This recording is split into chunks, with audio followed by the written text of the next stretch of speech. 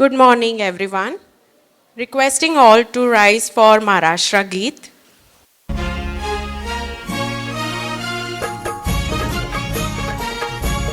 जय जय महाराष्ट्र माझा गरजा महाराष्ट्र माझा जय जय महाराष्ट्र माझा गरजा महाराष्ट्र माझा भीतीनं आम्हा तुझी मुळी कडकडणाऱ्या नभा अस्मानाच्या सुलतानीला जबाब देती जिभा सह्याद्रीचा सिंह गर्जतो शिवशंभू राजा दरी दरीतून नाद गुंजला महाराष्ट्र माझा जय महाराष्ट्र माझा गरजा महाराष्ट्र माझा काळ्या छातीवरी कोरली अभिमानाची लेणी पोलादी Mangate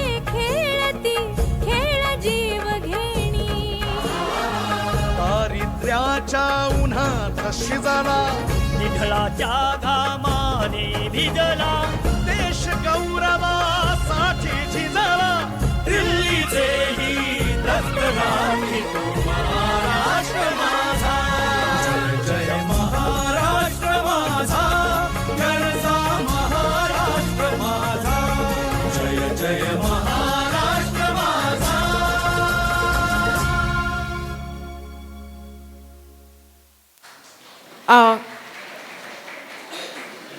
We will keep 2 minutes of silence in the memory of industrialist Sir Ratan Tata and renowned actor Mr. Atul Parsure.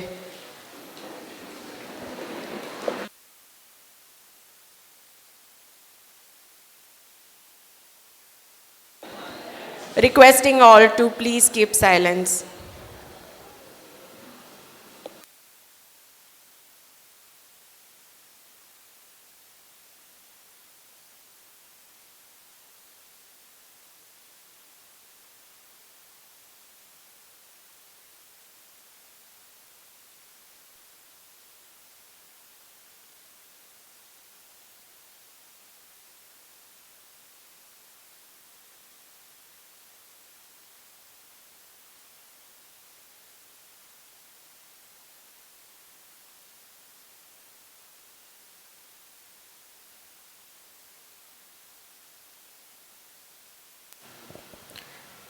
Om Shanti. Thank you.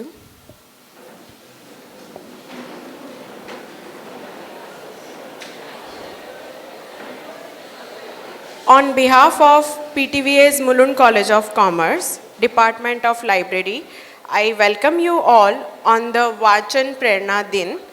This day is celebrated on the birth anniversary of our former president, or Bharat Ratna, Dr. APJ Abdul Kalam, on October 15th. Honors is passion for knowledge and learning. The day encourages students and individuals to cultivate love for reading. Following Dr. Kalam's belief that books are powerful tools for personal growth, it promotes the idea that reading shapes minds and fuels dreams. I welcome dignitaries on dais, our chief guest, Dr. Ashutosh Javdekar, our principal, Dr. Sonali Pednekar, our vice principal, Dr. Shivaji Pawar, our chairperson, Ms. Shima Asher, and our in-charge librarian, Mr. Amay Ranade. I request our principal,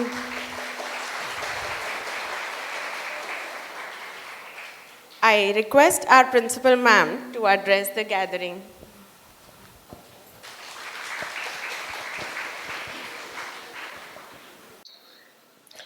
Namaskar and good morning. Our guest for today, Dr. Ashutosh Zavdekar, Vice Principal Dr. Shivaji Pawar, Library Committee in charge Seema Asher Madam, Librarian in charge Amay Ranade, Vice Principal of Junior College Shri Milind Patil Sir, our invited guest, alumnus of our college, CA Vidyadhar Joshi, my teacher colleagues, and my dear students. Not to forget a very young student sitting here, Miss Arohi Zavdekar. A very warm welcome to you today on this occasion of the Vachan Prerana Din. As Vaishnavi Madam just told you, this is to commemorate the contribution of the great scientist, the former president, the missile man of India, okay, a voracious reader, and an inspiration to many of us. Look at all the fields that he has touched upon. And when you see the array of subjects that he has talked about, spoken on, studied, written on, one realizes that nothing of it is possible if you don't have that kind of knowledge base to talk upon all these issues. Sir, to share with you, this is exactly the policy that Parle Tirak Vidyalaya Association follows. The motto of our college itself says that let knowledge come to us from all sides. So when we mean that, we mean that we are willing to learn and absorb everything good, everything that will enrich us from whatever side, from whatever book, from whatever source, from whatever persons it comes from. It is meant to enrich us as individuals. And every new learning, every new idea, every new thought makes us a better individual. So, Parle Tirak Vidyalaya Association, when it started in 1921, it was just 1 year after the death of Lokmanya Tirak, and it was set up, as many of you know, as a school in somebody's house with 4 students and 1 teacher. There was one room, the 4 corners of the room had 4 classes, but that's how the institution started, as a Marathi medium school. We've come a long way from there. The school started to be based on the ideologies and the principles of Lokmanya Tirak, and to ensure that those values are alive amongst all young minds. Today, this small beginning has now grown with 8 schools, 3 colleges, 1 institute of management, and 1 sports academy. We collectively cater to more than 26,000 students from KG to PG classes. So, my dear student friends, this is one of the largest educational institutional bodies in Mumbai, and I think we all need to be proud of the fact that we are all members of the PTVA family. Our college was set up in 1970, primarily as a commerce college, as you all know, but since then we've branched out, catering to the growing and different needs of the times. So now we have the traditional BCom classes, but also a variety of self-financing courses ranging from accounting finance and banking and insurance and financial markets to management studies, business administration, mass media and communication. And we've also forayed into the world of science with BSc IT, BSc Computer Science, BSc Data Science, and BSc Computer Applications. Sir, I'm happy to share with you that all these things put together, our college boasts of almost 6,000 students. We operate from 7:15 in the morning to maybe 9 o'clock in the night. Mumbai, as you know, has space crunch. So optimal utilization of space. And if some of our teachers and programs had their way, they would go even way beyond that. At some point of time, we need to curtail the hours of work, and which is why we shut down at 9 o'clock, but we work on Sundays as well.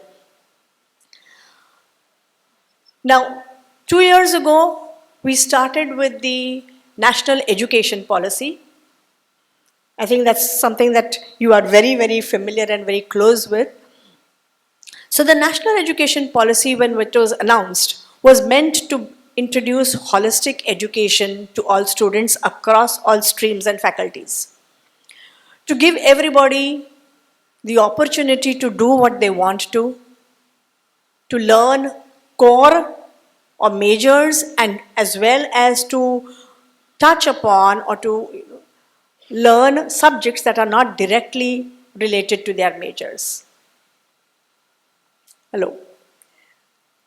So whether it is music, sports, drama, any other cultural aspect, any community engagement or social work, okay, all of this is now a part or in the folds of the National Education Policy when we are imparting that to all our students. And that, I would also say, is a way of letting knowledge come to us from all sides. That's how we build our students, that's how we want our students to do. What happens as a result of it is character building. When you learn what you want to, when you learn how much you want to, when you learn the way it is not just about talk and chalk, but it's about experiential learning, it's about doing things and learning, then it becomes, the process of learning becomes far more enjoyable. While we are all engaged in this process of learning, one of the key aspects of learning is reading. One can't learn if you don't read. What do you read and how do you read? Reading textbooks or reference books to pass an exam is one thing. Reading beyond textbooks is another. And that is what former President Abdul Kalam wanted every one of us to do. Read beyond what is related to your process of career building. Read such that it becomes a part of character building. It becomes a part of you. It becomes something that makes you, sets you apart. What does reading actually tell us, or what does it lead us to do? It leads us primarily to kind of sift information and knowledge. What we have in our small screens is a whole lot of information. How do we pick out the useful information and turn it into knowledge is something that rests with us. It's a discretion that we need to adopt, and that discretion comes to us only when we read a lot. There are several factors that I would like to talk about, but me talking will be eating away time from our guest speaker. My dear student friends, your biggest takeaway from here, from today, should be the ability of understanding what he has to say, what he will say in words, but much more than that, what he will say in the form of ideas and unspoken words. As a part of the NEP, I would like to mention just one aspect. Commerce students now are required to be doing Indian languages as a part of their curriculum in the second year. There are 4 aspects that the NEP stressed upon. And 2 most important aspects of this is Swabhasha and Swasanskruti. Now when we talk about Swabhasha, it's any Indian language that you are comfortable with. And this is something that I like to share with a lot of my student friends. Many of us don't even realize that there is a bhasha in which we think. There's a bhasha to our thoughts. That bhasha of our thoughts is not necessarily the bhasha of our words. बरेचदा आपण काय करतो, विचार एका भाषेत करतो आणि बोलतो दुसऱ्या भाषेत. म्हणजे आपल्याच मनात ते भाषांतर होतं. Good education, good reading will help you to develop different languages parallelly. So you should be able to think in the language that you want to speak in. It could be your Indian language, it could be any other language that you choose to. But you should be able to develop the ability to think in the language in which you want to talk. And we have with us today Mr. Girish Bhagat. Girish is our partner for imparting education in Indian languages to our students. And we have offered Sanskrit, Hindi, and Marathi to our BCom students in a very different way. It's not the typical language literature kind of a process of teaching learning, but it's a syllabus which touches upon how these languages will be useful to people in whatever career or whatever walk of life they choose to be in. It's something that you have to deal with. If you're living in Maharashtra, if you're living in India, you need to be using Marathi or Hindi in different ways with different people for different reasons, whether it's reading, writing, speaking. So that's what we've tried to do, and Girish has very happily joined hands with us. Welcome here, Girish. I'm very happy to have you. All of this put together, all of this collectively is meant to pass a very important message to you. Okay? That you need to keep reading, that you need to keep using your knowledge gained through reading in your day-to-day life. Let it touch you in how you live. Let it help you to grow into a better individual. It's not about just reading and letting it go. It never happens when you read something. When you read something with a lot of thought, those thoughts stay on, they linger in your mind.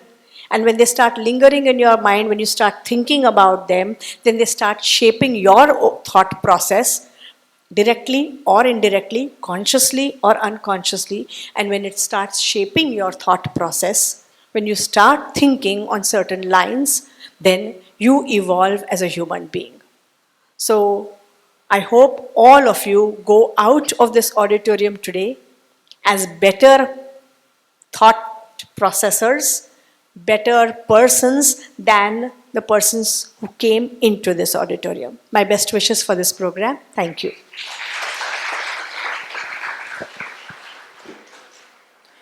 Thank you so much, ma'am.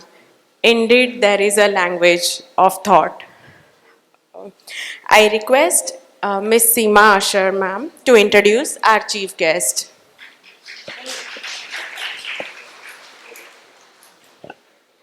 A very good morning to all of you. On the occasion of Vachak Prerna Din, it gives me great pleasure to welcome our distinguished guest, Dr. Ashutosh Javadekar, and his little charming daughter, Arohi.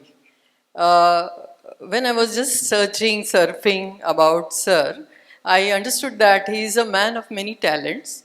He is an author, editor, content curator, music composer, singer, and dentist. This really surprised me. Dentist doesn't go with content creator, music composer. So I searched a little more and I came across an interview where his father, Mr. Prakash Javadekar, who is the former Union Minister and Member of Parliament, when he asked him, when he completed his 12th standard, he asked him, you can very well go to MBBS. So why are you choosing dentistry? And the reply he gave was that he had a passion for music, literature and writing, and he was very clear in his mind, even at that age, that he wants to pursue that. So along with dentistry, he also did his later on MA in literature from Pune University. He has composed music for short films, plays, radio programs. He has a very well-known YouTube channel by the name Ashu's Tunes, which gives a glimpse of his talent. And it has a following of 4.92k followers. Another YouTube initiative of his is Book Bro, where lots of authors are interviewed. He has won many recognitions and awards for his exemplary contribution to literature, I will just mention few due to paucity of time. His novel Mool Aram, about experiences of youth in early days of globalization, was recognized as a best novel in public libraries in Nashik. He was also awarded Fulambari Award by Maharashtra Sahitya Parishad for his book Nave Sur and Nave Tarane, which is on evolving music trends. So I think he has a passion to relate music, culture with young people like you. Some of his other books are Lay Paschima, which is related to Western music, and he has written several columns in newspapers. His inspiring journey serves as a true example of following one's passion with dedication, which is something you all must learn from him. Let us express our heartfelt thanks for his presence among us today. To conclude, I request our respected principal to felicitate Dr. Javadekar with a memento as a token of appreciation for his remarkable contribution across the various fields.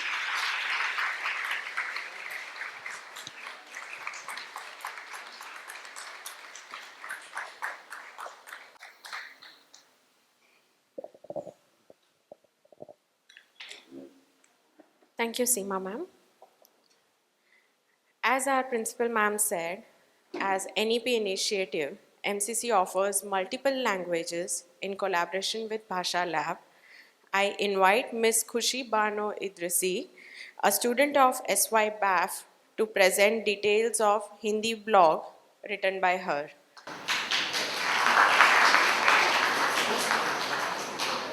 सबसे पहले यहाँ उपस्थित सभी दर्शकों को मेरा सप्रेम नमस्कार। आज मैं खुशी दृष्टि कक्षा SY BAF की छात्र आज मेरी पसंदीदा किताबें गोदान, अल्केमिस्ट और बदलते समय में किताबों का खोता जादू इस शीर्षक के माध्यम से किताबों की बदलती वर्तमान परिदृष्टि को एक समय था जब लोग अपनी शामें किताबों के बिना अधूरी मानते थे। घरों की अलमारियां उन किताबों से सजी रहती थी जिन्हें बार बार पढ़ा जाता था। हर पन्ना मानो जीवन का एक नया अनुभव देता था। किताबों जीवन की सच्चाइयों को समझने, खुद को बेहतर बनाने और दुनिया के अलग अलग रंगों को देखने की एक जरिया थी। लेकिन समय बदलता गया और किताबों के प्रति लोगों का प्रेम भी बदलने लगा। आज वे किताबें जिन्हें कभी सहेज कर रखा जाता था अब अलमारियों में धूल फांक रही हैं। कोई उन्हें पढ़ने की जहामत तक नहीं उठाता। अंत में वो रद्दी में दी जाती हैं जिनका कोई महत्व नहीं। इस बदलते परिदृश्य के बीच कुछ किताबें आज भी ऐसी हैं जो मेरे दिल के बेहद करीब हैं और जिनका महत्व कभी कम नहीं होता। आइए मेरी दो पसंदीदा किताबें गोदान और अल्केमिस्ट पर नजर डालते हुए किताबों की वर्तमान स्थिति को समझते हैं। गोदान मुंशी प्रेमचंद्र जी द्वारा लिखी गई एक महान रचना है जिसे पढ़ने से मैं कभी नहीं थकती। यह केवल एक किसान की कहानी नहीं बल्कि भारतीय समाज की जटिलताओं का एक प्रतिबिंब है। कहानी का मुख्य पात्र होरी अपनी पूरी जिंदगी संघर्षों में बिता देता है, लेकिन समाज की विषमताओं और अन्याय के सामने वह हमेशा हार जाता है। उसकी सबसे बड़ी ख्वाहिश थी मरने से पहले गाय दान करने की, जो हिंदू समाज में बहुत महत्वपूर्ण माना जाता था, लेकिन यह इसकी ख्वाहिश अधूरी रह जाती है। इस किताब में जिस तरह से मुंशी प्रेमचंद्र जी ने ग्रामीण समाज, जाति व्यवस्था और शोषण की तस्वीर खींची है वह सचमुच अद्भुत है। कभी इस तरह की किताबें लोगों की पसंदीदा हुआ करती थी। हर घर में मुंशी प्रेमचंद्र जी जैसे लेखकों की किताबें मिलती थी और घर के सदस्य उनके किरदारे जैसे हो जाते थे। धनिया, होरी और गोबर जैसे पात्रों से लोग भावनात्मक रूप से जुड़ जाते थे। लेकिन आज यह दुर्भाग्य है कि ऐसी महान रचनाएं अलमारियों में धूल खा रही हैं। लोग अपने जीवन की दौड़ में इतने व्यस्त हो गए हैं कि उनके पास बैठकर किताबें पढ़ने के लिए समय ही नहीं। वे इनकी गहराई और संदेश को समझने के लिए ठहरना ही नहीं चाहते। यह बदलाव मुझे अक्सर सोचने पर मजबूर कर देता है कि क्या हम सब अपनी सबसे अनमोल धरोहरों को खोते जा रहे हैं। दूसरी किताब जो मेरे दिल के बेहद करीब है वह है अल्केमिस्ट। यह किताब सिर्फ एक कहानी नहीं बल्कि जीवन के गहरे रहस्य और सपनों की खोज की यात्रा है। सैंटियागो एक साधारण चरवाहा लड़का अपने सपनों का पीछा करते हुए हमें यह समझाता है कि असली खजाना कहीं बाहर नहीं बल्कि हमारे भीतर ही है। यह कहानी हमें यह सिखाती है जब हम अपने दिल के सुनते हैं तो पूरी कायनात हमारी मदद करती है। यह प्रेरणादायक कहानी सोचने पर मजबूर करने वाली कहानी मुझे बार बार किताबें पढ़ने के लिए प्रेरित करती है। लेकिन जब मैं देखती हूँ कि आज की पीढ़ी जीवन के सच्चे खजानों की खोज के लिए किताबों की ओर मुड़ने की बजाय अलग अलग तकनीकी दुनिया में खोई हुई है, तो मुझे बहुत निराशा होती है। अल्केमिस्ट जैसी किताबें जो हमें आत्मविश्वास का महत्व सिखाती हैं, अब केवल अलमारियों की शोभा बनकर रह गई। इन्हें पढ़ने के बजाय लोग अलग अलग मनोरंजनों के साधनों की ओर मुड़ चुके हैं। सोशल मीडिया, वीडियो गेम्स और न जाने कितने अन्य डिजिटल प्लेटफॉर्म्स ने उन शामों को चुरा लिया है जो कभी किताबों के साथ बिताई जाती थी। आज की इस भाग दौड़ भरी दुनिया में हमें फिर से किताबों की ओर लौटने की ज़रूरत है। किताबें किताबें किताबें किताबें हमारे जीवन को एक नई दिशा दे सकती हैं, हमारे विचारों को समृद्ध बना सकती हैं। हमें यह समझने की ज़रूरत है कि किताबों में केवल कहानियाँ नहीं बल्कि जीवन के महत्वपूर्ण सबक छिपे होते हैं। हमें फिर से इन किताबों को अपने जीवन में शामिल करने की ज़रूरत है, क्योंकि यही हमारी सबसे प्रिय साथी हैं जो हमारा साथ कभी नहीं छोड़ेंगी। धन्यवाद।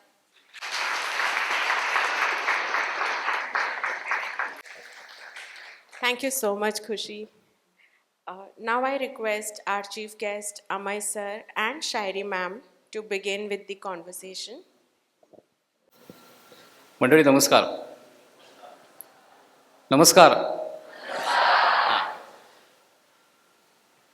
डॉक्टर APJ अब्दुल कलाम, माजी राष्ट्रपती आणि भारतरत्न यांच्या जन्मदिवसाच्या निमित्तानं 2014 पासून महाराष्ट्र शासनानं हा दिवस वाचन प्रेरणा दिन म्हणून साजरा करायचं ठरवलं आणि तेव्हापासून खऱ्या अर्थानं 15 ऑक्टोबर हा दिवस कुठल्याही प्रकारच्या शैक्षणिक संस्थेमध्ये अगदी बालवाडीपासून ते उच्च शिक्षण संस्थेपर्यंत महत्त्वाचा मानला गेला. हे ते खरं कारण आहे, कारण हा वाचन प्रेरणा दिन म्हणून आपण साजरा केला जातो. वाचन ही प्रक्रिया लहानपणापासून असली तरीसुद्धा काहीतरी त्याला प्रेरणा हवी खऱ्या अर्थानं, आणि ती गरज निर्माण झाली म्हणून वाचन प्रेरणा दिन खऱ्या अर्थानं सुरू व्हायला इनिशिएट झालं असं म्हटलं तरी हरकत नाही. एक लक्षात घेतलं पाहिजे की 2 गोष्टी आपल्या आयुष्यामध्ये फार महत्त्वाच्या आहेत. एक म्हणजे चावणं आणि वाचणं. माणसाला जगण्यासाठी 2 गोष्टी फार आवश्यक आहेत. तुम्हाला जिवंत राहायचं असेल तर तुम्हाला चावावं लागतं, अन्न चावावं लागतं ना. म्हणून मी नेहमी असं म्हणतो की तुम्हाला जगायचं असेल तर चावणं आवश्यक आहे, पण का जगायचं याचं उत्तर पाहिजे असेल तर वाचणं आवश्यक आहे. त्यामुळे या दोन्ही गोष्टी तुमच्या आयुष्यामध्ये फार महत्त्वाच्या आहेत. त्यातलं चावणं या प्रक्रियेची काळजी तुम्ही स्वतः नेहमीच घेता, त्याबद्दल वेगळं तुम्हाला सांगायची गरज नाही. पण वाचणं म्हणजे काय आणि वाचाल तर वाचाल हे खऱ्या अर्थानं तुमच्या आयुष्यामध्ये किती योग्य प्रकारे होईल हे सगळं कुठेतरी आज समजून घेण्याचा हा प्रयत्न म्हणजे हा कार्यक्रम आहे. डॉक्टर आशुतोष जावडेकर सरांची औपचारिक ओळख करून देताना ती सगळी यादी मॅडमनी सांगितलीच. एक लक्षात घ्या, ज्याला प्रोफेशन आपण म्हणतो खऱ्या अर्थानं तुम्ही पुढे जाऊन काहीतरी करणार आहात, त्या दृष्टीनं विचार केला तर ही इज अ डेंटिस्ट, दंतवैद्यक ज्याला आपण म्हणूया खऱ्या अर्थानं. म्हणजे गमतीनं मी असं म्हणतो की आपण मराठीत असं म्हणतो की दात कशाला काढताय. दात काढणं याचा मराठीतला अर्थ वेगळा आणि वैद्यकशास्त्रातला अर्थ वेगळा, बरोबर की नाही.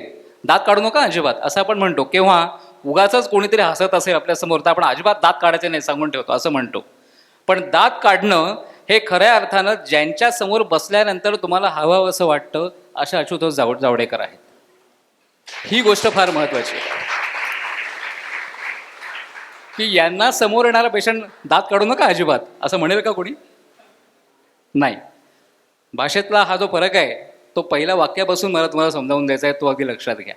म्हणून सुरुवातीलाच आत्ता मगाशीच मॅडमनी सांगितलं ते अगदी खरं आहे की NEPच्या माध्यमातून हे सगळं करत असताना मल्टीलिंग्वल जाणीवा ज्याला आपण म्हणतो ते कुठेतरी आता याच्यापुढे अधिकाधिक निर्माण होणं आवश्यक आहे.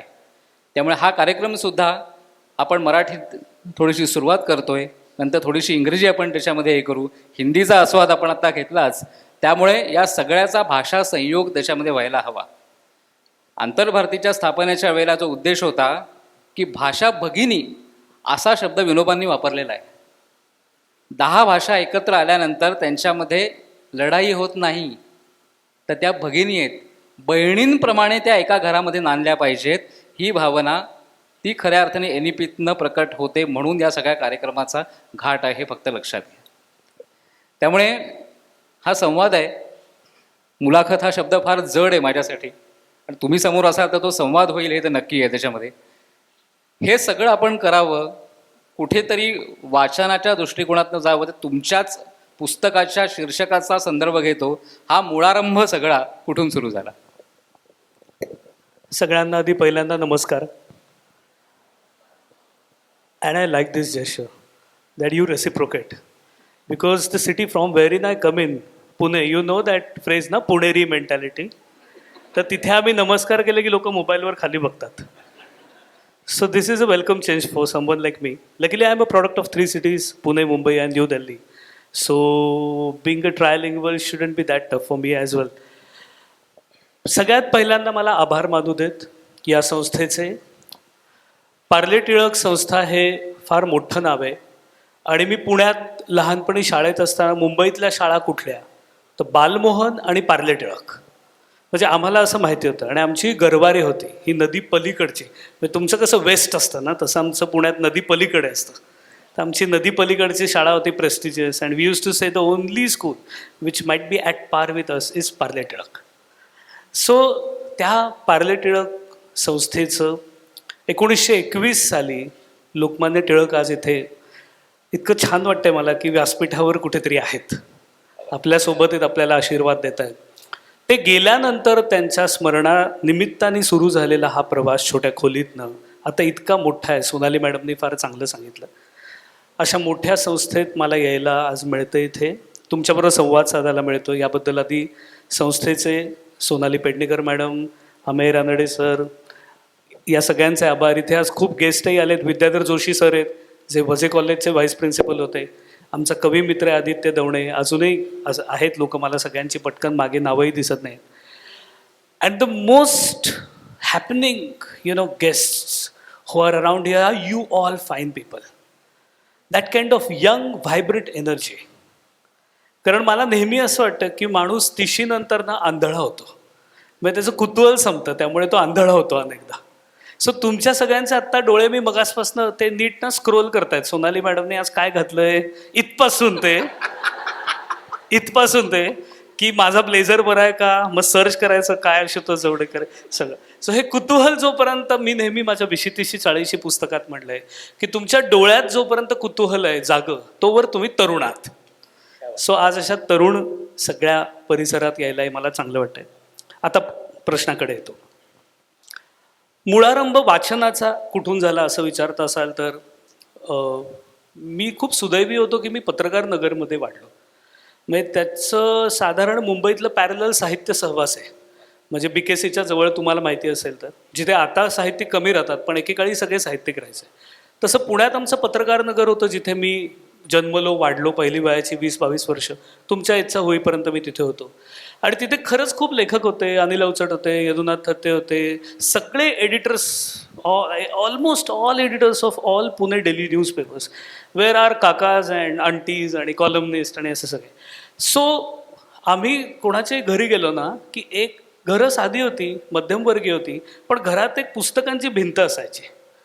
So I still recall an anecdote, an incidence where in me and one of my friend Rasika म्हणून माझी एक चाइल्डहूड मैत्रीण आहे. तर आम्ही गेलेलो आमच्या एका दुसऱ्या मित्राकडे. असं एक 5वी-6वीत गेल्यावर सायकलनी आपण जातो ना लांब कुठे. And then we were wondering की यांच्या घरी पुस्तकं का नाही दिसत आहेत, आतल्या खोलीत आहेत का, इकडे आहेत का, तिकडे आहेत का. आम्ही अख्खं घर फिरलो आणि पुस्तकच दिसले नाही. And then it awkward to me that having the books, having that kind of privilege was so common for all of us that we never realise that it is a privilege in the first place. So I was extremely fortunate to be born and raised in an ethos where reading was a supremacy. It was the supreme value. अशा एखाद्या तुम्ही कॉलनीत घरात वाढणं. माझ्या आईवडिलांनी जाणीवपूर्वक वाचनाकडे खूप आमच्या सगळ्यांच्याच आईवडिलांनी दिलं, माझ्याही आईवडिलांनी दिलं. त्यामुळे वाचायला चालू झालं. पण मला असं वाटतं की तिथेच फक्त थांबत नाही प्रवास. पुढे तुम्ही कुठे वाढता, तुम्हाला काय वाचायचं असतं, यावरही खूप गोष्टी ठरतात. तर मला असं वाटतं की तुम्ही तो चावणं वर्ब वापरलात ना, तर मराठीत वेगळ्या अर्थाने चावणं हा वापरलं जातं क्रियापद. तर मला वाचनाचा किडा चावला लहानपणापासून. त्यामुळे मी कुठेही अगदी टॉयलेटमध्ये बाथरूममध्ये असेल तरी ते शॅम्पूचे कंटेंट्स देखील वाचतो. आणि my definition of a good reader is that only, the person who reads contents on the any pamphlet he is a good reader, she is a good reader. तो आता तुम्ही कॉमर्सचे सगळे तुम्ही लगेच बिलात GST वगैरे सगळं जर बघत असाल ना, तर you're a good reader, you're a potential good reader. कारण बारीक वाचायला जे लागतं ते. नंतर अनेक साहित्यिक मराठीतले आधी भेटत गेले, कारण माझं मराठी माध्यम होतं शाळेचं, आणि खूप मराठी वाचलं. मग इंग्रजी मला आवडायला लागली जेव्हा आली आयुष्यात, तेव्हा इंग्रजी वाचलं. पुढे डेंटल कॉलेजमध्ये असताना वाचन एकीकडे चालू राहिलं, पण मेडिकलचा अभ्यास खूप असतो तुम्हाला माहिती आहे, त्यामुळे मी त्या प्रवाहात होतो. आणि नंतर ठरवून इंग्रजी वाचन बरंच मला आवडलं खरं ते, म्हणून वाचत वाचत गेलो. Then I did masters in arts in English language and literature. I taught Savitribai Phule Pune University. Then I was teaching for MA classes for long 7 years. I was teaching discourse analysis, which is a specialized branch of criticism as well as literature. वगैरे वगैरे. त्यामुळे भाषा जवळ येत गेली. हिंदी त्या मानाने मला वाटतं all of us Indians, for all of us, Hindi is a language which we learn through Bollywood. So आपल्याला पुस्तकातली हिंदी कळत नाही आधी. मग जेव्हा तुम्ही हळूहळू वाचता, मग हिंदी कविता मला धर्मवीर भारतींच्या फार आवडल्या. आणि then one thing about English books is, एकदा तुम्ही इंग्रजी पुस्तकं वाचली की तुम्ही जगातलं सगळं साहित्य वाचू शकता, बिकॉज इंग्लिशमध्ये सगळं ट्रान्सलेट होऊन येतं. म्हणजे जॅपनीज मुराकामी आत्ता समजा खूप फेमस आहे, पण मी बऱ्यापैकी आधी वाचलेला. त्यामुळे आय थिंक तो मुळारंभ जो आहे तो अजूनही मुळारंभच वाटतो मला. Steel beginning. It's a huge ocean and you just swim and you meet few currents, that's it. And they enrich you a lot. Sir, it was so, for us it was very inspirational to hear your story. But I'm sure everyone sitting here is wondering that you have chosen your career in medicine. But then you are excellent more than that in literature. For a literature teacher to see your work, it was really inspiring again. And also music.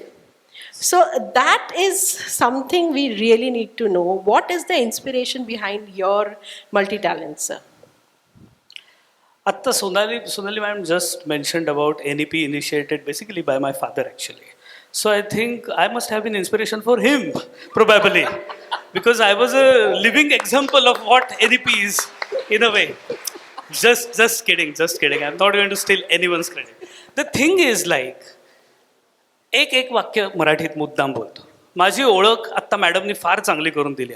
Otherwise sometimes it's scary की how you can get introduced in front of the audience. So मॅडमनी फारच चांगली केली. Thank you ma'am.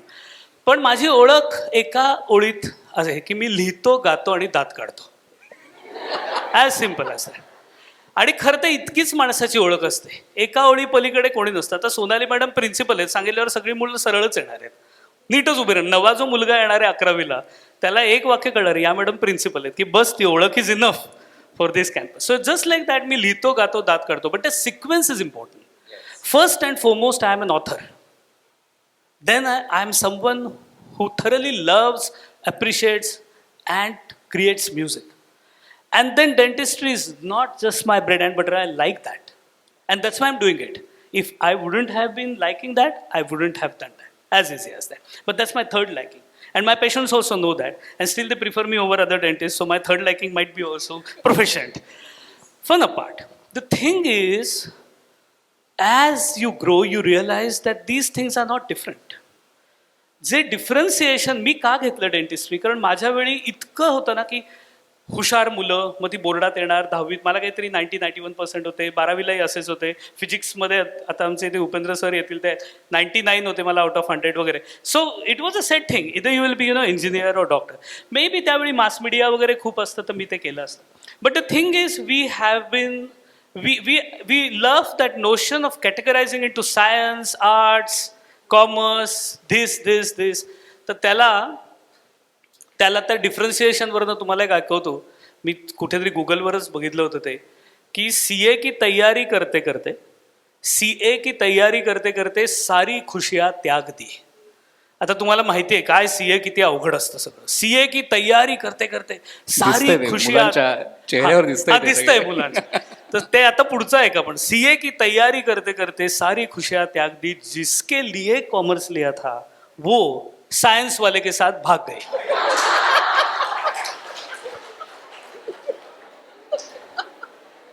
तर आता what NEP is going to do,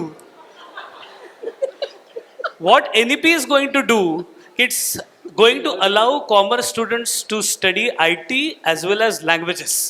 It's going to allow students from IIT to learn languages and books and thoroughly write, maybe become a writer, creative writer. It's going to allow for the arts students to learn the basic tenets of how, for example, if someone is a music learner, he might just go ahead and simply learn the physics of sound, because that's what NEP is going to be aiming at. So मला असं वाटतं ही जी differentiation असतात ही notional असतात. These are notional differentiations. हे nominal आहे, सगळं आतून इंटरलिंक्ड आहे. माझं आत्तापर्यंतचं जगण्याचं सार असं आहे की सगळं हे इंटरलिंक्ड आहे, सगळं आतून हे डॉट कनेक्टेड आहेत. आपल्याला हळूहळू कळत जातात आणि yes then there is a priority. So म्हणून मला माहिती आहे ते कळायला मला उशीर लागला की मी पहिला लेखक आहे, मग मी गायक आहे आणि मग मी दात चांगलंच काढतो. क्या बात.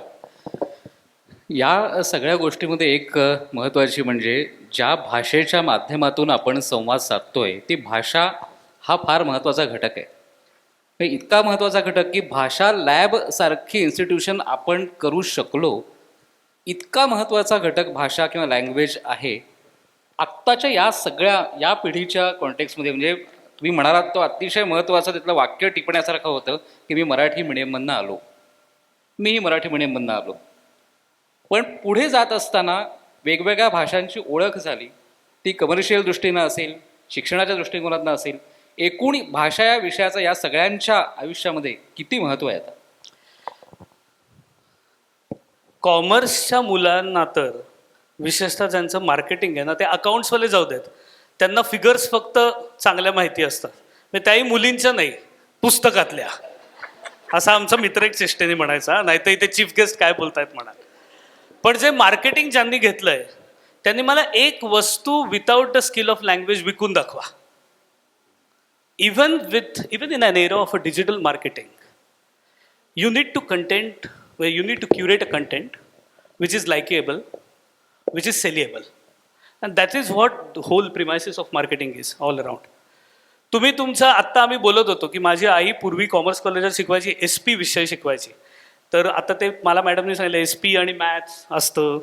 आता साधं सेक्रेटरियल प्रॅक्टिस, मला एक secretarial practice with no language skill दाखवा, चांगली सेक्रेटरी कुठल्याही संस्थेची. Language is indispensable part of your life. So is maths also. And maths is also a kind of specialise language. म्हणजे लिंग्विस्टिक्स हे देखील गणितच असतं आणि गणित ही देखील भाषाच असते. मुळात भाषा सगळ्यांना लागते आणि खरं सांगायचं तर आपण भारतीय यात एक्सपोर्ट होतो. मी आत्ता स्वित्झर्लंडमध्ये फिरत होतो, ते इतके वेडे लोक आहेत, त्यांना फक्त जर्मन येते. आपण भारतीय ना इनहेरंटली वी आर बायलिंग्वल अँड ट्रायलिंग्वल, इनहेरंटली. आणि इंग्लिश वगैरे हे काही आक्रमण वगैरे असंही नाही आहे. पूर्वी देखील जसं सोनाली मॅडम म्हणाल तसं अभिव्यक्तीची एक भाषा समजा संस्कृत होती, बोलण्याची प्राकृत होती किंवा ती एक होती. आपल्या अख्ख्या भारतीय एथोसमध्ये there always at least there is a instance of a person utilizing two languages, one for expression, one for thought, as ma'am said, or sometimes both for both expression as well as thoughts. आणि हे inherent जे आपलं बायलिंग्वलिझम आहे, ट्रायलिंग्वलिझम आहे, ही जी plurality आहे, that is such a big asset. ही चीनमध्ये नाही आहे. जेव्हा आपण पुढे देशाच्या तुलना करतो की आपण पुढे कधी कसे जाऊ शकतो, तर language is going to be big power for India. त्यामुळे भाषा फार महत्त्वाची असते. आणि भाषा आता हे असं फार भांडणं असतात सगळी की लहान असल्यापासून मी ऐकतोय की मराठी मरू घालतीये, इंग्रजीचं खूप आक्रमण आहे. तर अजून तरी काही मेली नाही, चांगली आहे सगळी. हां, त्याच्यावर भाषेचा काय आपण एक म्हणूया, भाषेचा आदर नाही राखला जात. मला स्वतःला असं नेहमी वाटतं की जो माणूस एका भाषेवर प्रेम करतो तो दुसऱ्या भाषेचा दुस्वास करूच शकत नाही. मग इंग्लिशमध्ये हे सांगतो म्हणजे हे नीट वाक्य व्हॅलिडेट होईल. हे महत्त्वाचं आहे की एनीवन हू इज इवन रफली interested in any one language I don't even use word like or love for that matter. If you are interested in one given language, you cannot hate another language for God's sake. It's impossible. आणि याचं कारण असं आहे की एकदा भाषेची तुम्हाला गोडी कळली की प्रत्येक भाषेच्या खोड्या असतात, मज्जा असते. मेरा एक दोस्त है नई दिल्ली का, तो मुझे वो बोलता था आपका कैसा है भाई ये मराठी इतना गड़बड़ वाला लैंग्वेज है. तो मैंने बोला क्या गड़बड़ कर दी हमने. तो बोलने लगा कि भाई आपका ही सरनेम देखो, जावेदकर है, आप बोलते हो जावडेकर. त्याला जावेदकरच वाटायचं माझं आडनाव. माझे निम्मे दिल्लीतले मित्र मला जावेदकर असंच म्हणतात, कारण ते भाषेचा लहेजा आहे त्या. किंवा त्यांना भडकमकर, आता अभिराम भडकमकर मोठे लेखक आहेत, ते भडकमकरच असतात तिथे. आणि how they are wrong, how New Delhi people are wrong. आपल्या भाषेत नुकता नाही आहे मराठीत. So there is nothing to differentiate. की भडकमकर का नाही म्हणायचं, भडकम कर का नाही म्हणायचं, जा वडे कर हे तर मला शाळेत सगळं म्हणायचं. सो आपल्या लँग्वेजमध्ये प्रत्येक भाषेच्या खोड्या असतात. कर English, मर कर सगळं कर मर कर सगळं. ते तर म्हणजे करून मरून पुन्हा सवरून असं आहे. तर मला असं वाटतं की भाषेची मज्जा एकदा कळली की you cannot hate. Yes, but I have concern, I have mild complaint about present youth as far as language is concerned. I would expect that once you start speaking one language, be proficient in it and don't intermingle. मराठीत बोलत असाल तर शुद्ध मराठीत बोल. आज आपण कुठल्याही विमानतळावर गेलो तर रिजनल लँग्वेजेस सगळे असतात ना, बंगाली माणसं असतात, तरी आपल्याला बघा शेजारच्या फॅमिलीचं सगळं कळतं, कारण प्रत्येक वाक्यात 2 महत्त्वाचे शब्द इंग्लिश येतात. अबाउट इंग्लिश तेही सांगतो. इंग्लिश आपल्यावर लादली गेली आधी, आपली काही ती भाषा नव्हती. पण eventually we have internalized it. It is no our language. It is no more British Indian. It's a Indian English and it's no more alien. In fact, it's one of the very beautiful kind of language tool which, combines all the states. And especially South Indian state people, for many reasons, they are not comfortable with Hindi. So English he lingua franca ज्याला म्हणतात, सगळी कम्युनिकेशनची आहे, तशी आत्ता आहे. त्याच्यात hate करण्यासारखं काही नाही आहे. प्रॉब्लेम असा आहे की इंग्लिशमधलं स्टायलिश बोलणारी मुलगी देखील मध्येच म्हणते this is such a boring movie ना. सो दॅट ना इज नॉट इंग्लिश बाबा. मग तू मराठीत बोल ना, किती बोरिंग पिक्चर आहे ना, मग तो बोरिंग तरी इंग्लिश आलाच आहे तुला. कंटाळवाणा हा शब्द बोलायचा कंटाळा आहे, हा प्रॉब्लेम आहे. That is the thing. So I think just to put it in a nutshell, we should respect all languages, any language. समोरच्या माणसाचं, साऊथ इंडियन लोकांच्या लँग्वेजची लोक मजा करतात, काय अंडू गंडू भाषा बोलतायत वगैरे असं म्हणतात, मी ऐकलंय हे. That is so weird. मग त्याचं एक एक्झाम्पल देतो. तमिळ प्रत्येक भाषेचे सिलेबस किती वेगळे असतात. तर आता ल हे अक्षर हिंदीत नाही आहे, ऑलमोस्ट नाही. म्हणजे ते लिगली वगैरे आता त्यांनी केलं आहे, पण ऑलमोस्ट नाही आहे. आपल्याकडे ल आहे, पण आपल्याकडे ल ची बाराखडी वापरली जात नाही, म्हणजे किंवा न ची देखील बाराखडी वापरली जात नाही. तर ते रेहमानचं गाणं आहे कुंजम मिनक कळई, तो लई आहे, म्हणजे कुंजम मिनक कळई, कुंजम मिनक कळई, कुंजम मिन कळई, कुंजम मिन कळई. आता हा लई, इट्स सच अ ब्युटी, ही आपल्याकडे नाही आहे. So respect all languages. Sir, regarding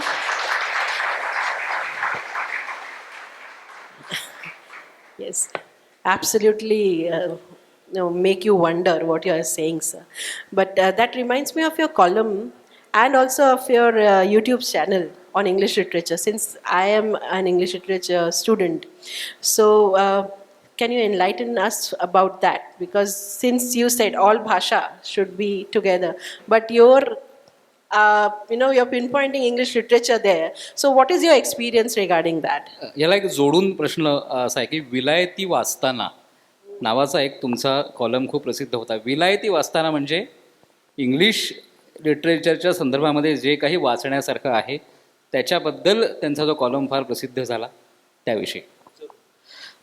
actually विलायती वाचतानाचा सदर आत्ता सुरू आहे साप्ताहिक सकाळमध्ये. पण जेव्हा कोविडचे दिवस होते आणि सगळे लोक घरी होते आणि आम्ही नव्हतो, आम्ही PPE किट घालून घामात हॉस्पिटलमध्ये काम करत होतो. पण I realize that many people are feeling low, emotionally down. So I thought why not to start a online kind of workshop and zoom meetings एकदम कोविडमुळे पॉप्युलर झाल्या होत्या. So I started a workshop ज्याचं नाव मी ठेवलं होतं विलायती वाचताना. आणि पर्पज त्याचं साधं होतं की जे लोक मराठीत चांगलं वाचतात पण जे इंग्रजीमध्ये तेवढं चांगलं वाचत नाही आहेत, म्हणजे those are good there are so many people who are good readers in their own respective mother tongues but they are not at par in the reading when English is concern. So I thought why not to conduct a workshop where I can try to bridge the gap. And विलायती हा एक खास पुन्हा भारतीय मराठी शब्द आहे, म्हणजे तो फॉरिन या अर्थाने आहे.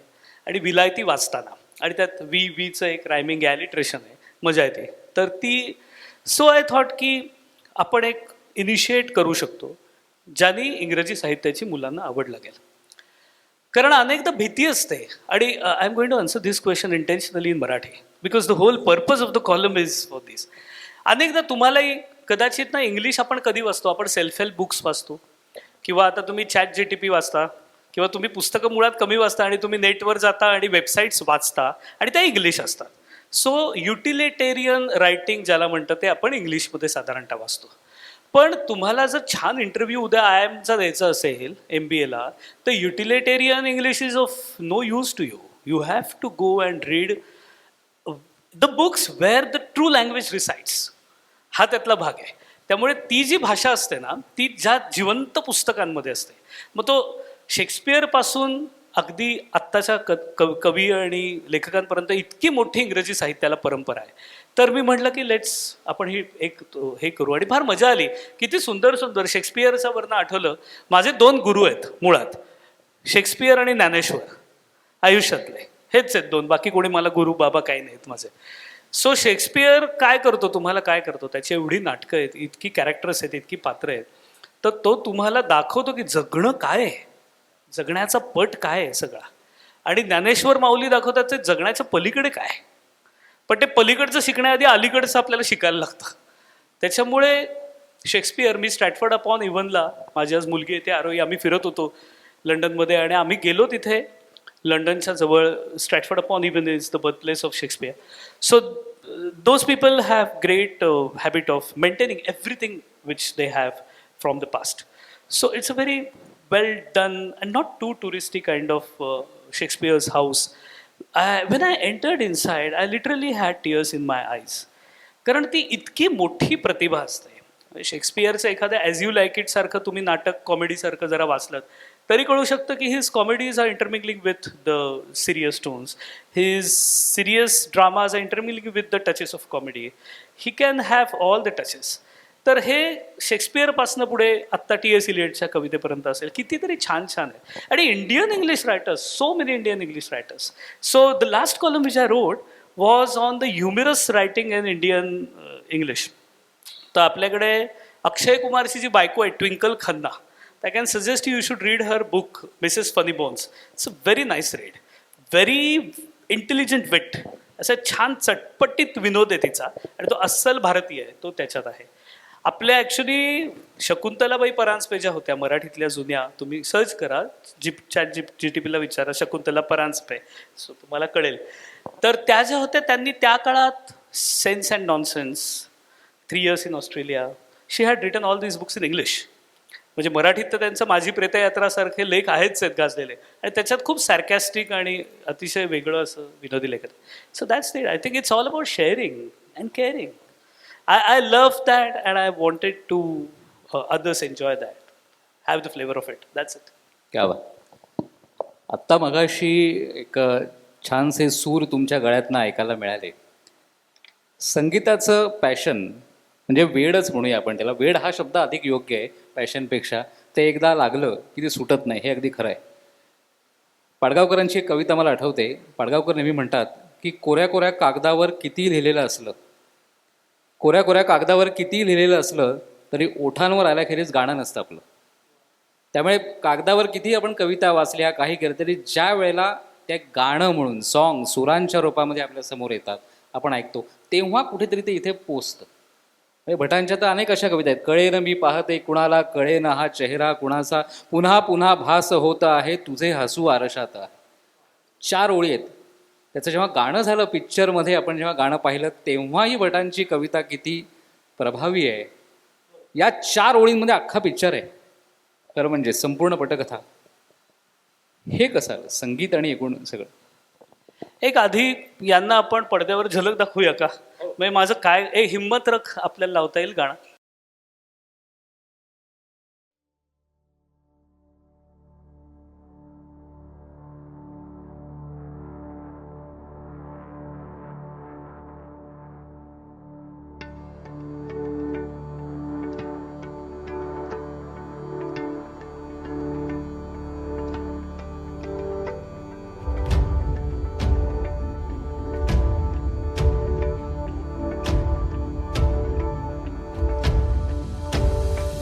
अब जंग हो या इश्क हो तू हिम्मत रख, आसान हो या हो मुश्किल तू हिम्मत रख.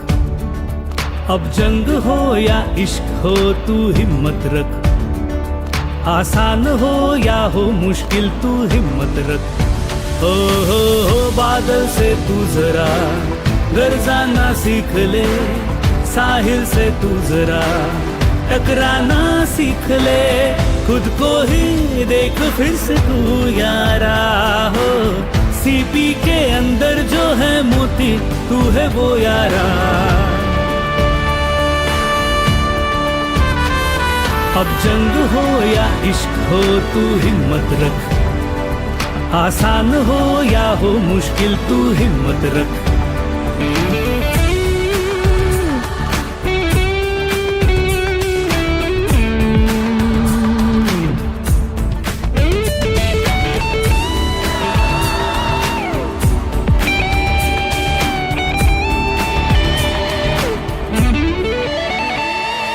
डरने से क्या होता है, आगे देखो जीत है.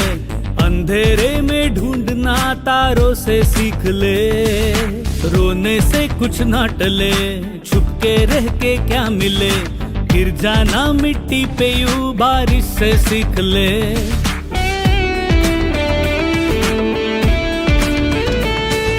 डरने से क्या होता है, आगे देखो जीत है.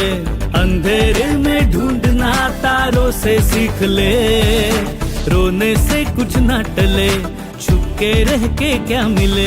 गिर जाना मिट्टी पे यूं बारिश से सीख ले. खुद को ही देख फिर से तू यारा हो, तन्हाई के भीतर एक धारा तू है वो यारा. अब जंग हो या इश्क हो तू हिम्मत रख, आसान हो या हो मुश्किल तू हिम्मत रख.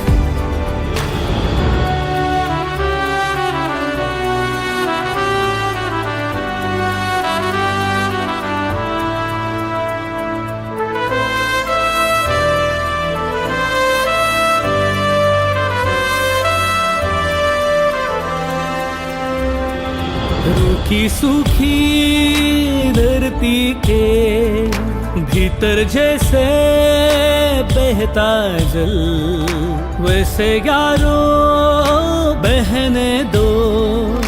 टूटा बीता हारा कल, ना गिरना ना मुड़ना, ना है भाई पीछे चलना, ना रुकना ना डरना, बस आगे अब तो जाना. अंबर के रास्ते से ही जाना हो, पंछी हो चांद को भी छूना याद ये रखना. अब जंग हो या इश्क हो तू हिम्मत रख, आसान हो या हो मुश्किल तू हिम्मत रख. हो बादल से तू जरा गरजाना सीख ले, साहिल से तू जरा टकराना सीख ले.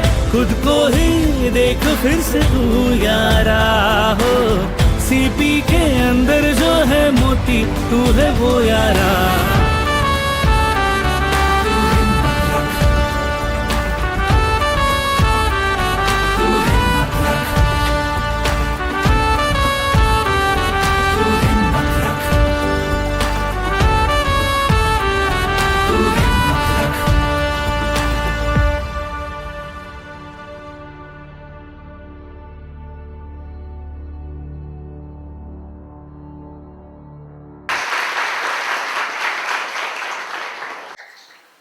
ते लाईट बंद करण्याचं एक कारण तुम्हाला सांगू का?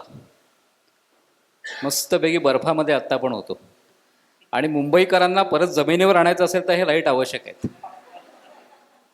त्या वातावरणाची, इतक्या थंडीची सवय पुणेकरांना आहे, आपल्याला नाही.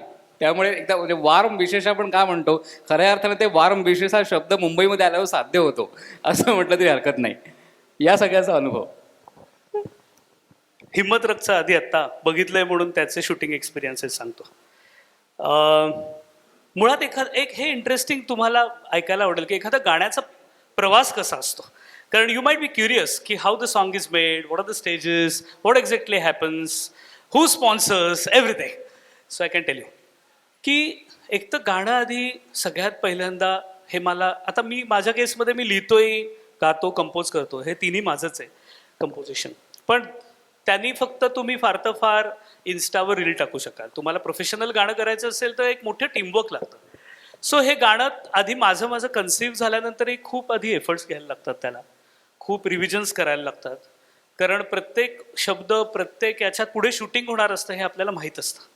सो सगळ्याचा विचार करायचा असतो. It's a professional activity, it's a commercial activity and somebody else the channel is going to pay for it. So you cannot be just randomly saying की मला हेच हवं आहे, असंच हवं आहे, असं नसतं. सो जे चॅनलचे असतात लोक, त्यांच्याबरोबर मिटिंग्स आमच्या त्या काळात झूमवर जास्त व्हायच्या सगळ्या. आणि सगळं एक बोलून आधी, म्हणजे even from the conception of the songs that begins. आता मुद्दा असा आहे की हे प्रसाद साष्टे आमचा अतिशय मोठं नाव आहे इंडस्ट्रीतलं, बॉलिवूडमधलं.